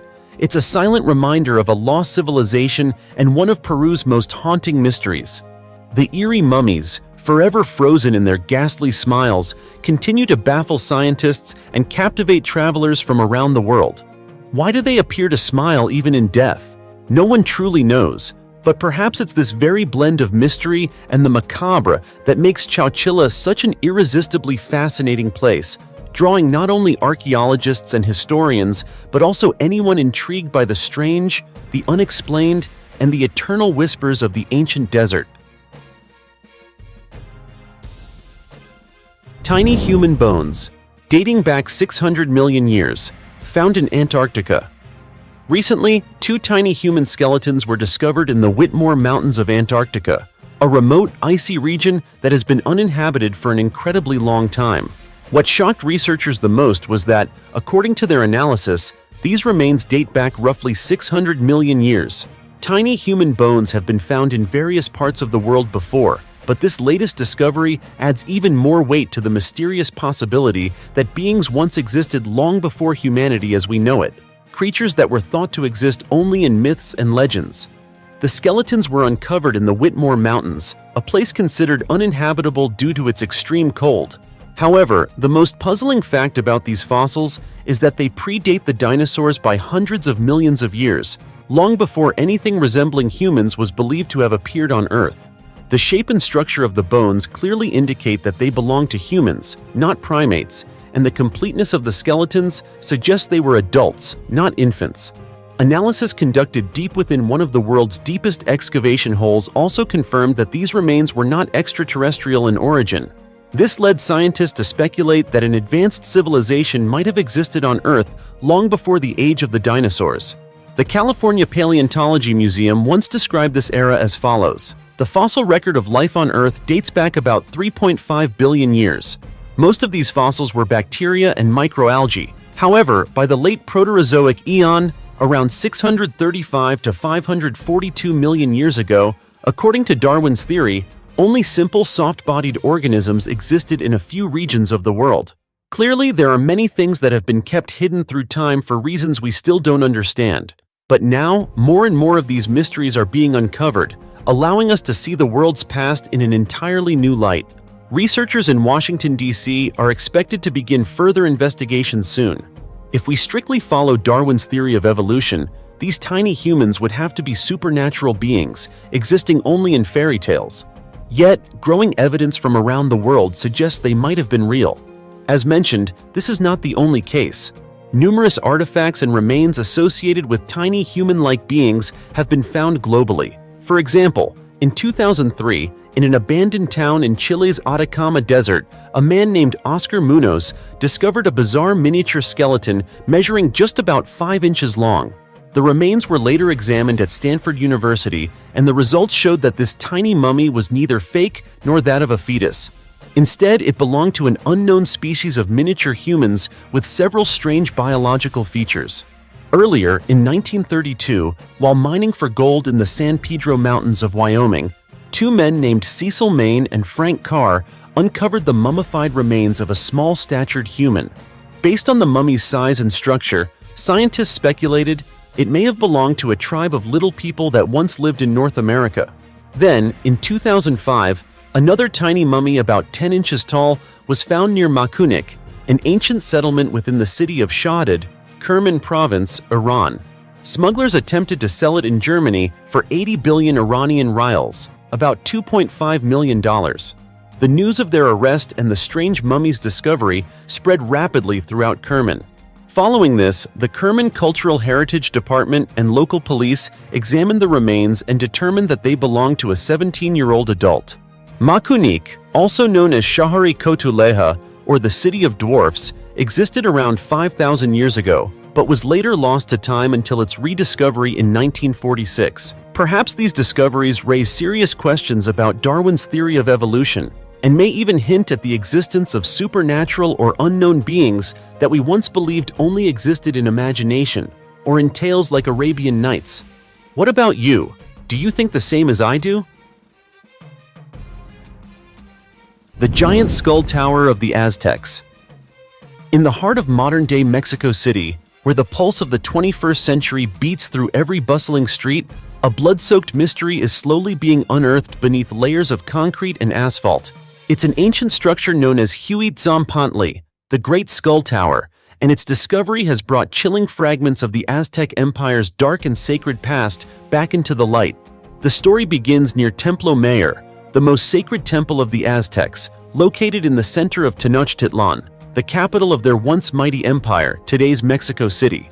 Since excavations began in 2015, archaeologists from Mexico's National Institute of Anthropology and History, INAH, have uncovered stacked layers of human skulls, cemented together with lime mortar, forming a massive, terrifyingly intricate structure. So far, they have counted at least 676 skulls, and the number continues to rise with every dig. But why would the Aztecs build something so horrifying? According to historians and archaeologists, this was part of the Huitzilopochtli, a gigantic skull tower that shocked Spanish conquistadors when they first saw it in the early 16th century during their conquest of Tenochtitlan.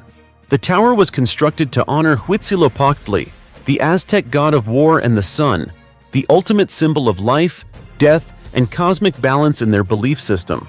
In these sacred rituals, captured warriors were decapitated, and their skulls were mounted on the tower as offerings to the gods, a symbol of reverence and a plea for divine protection over the empire.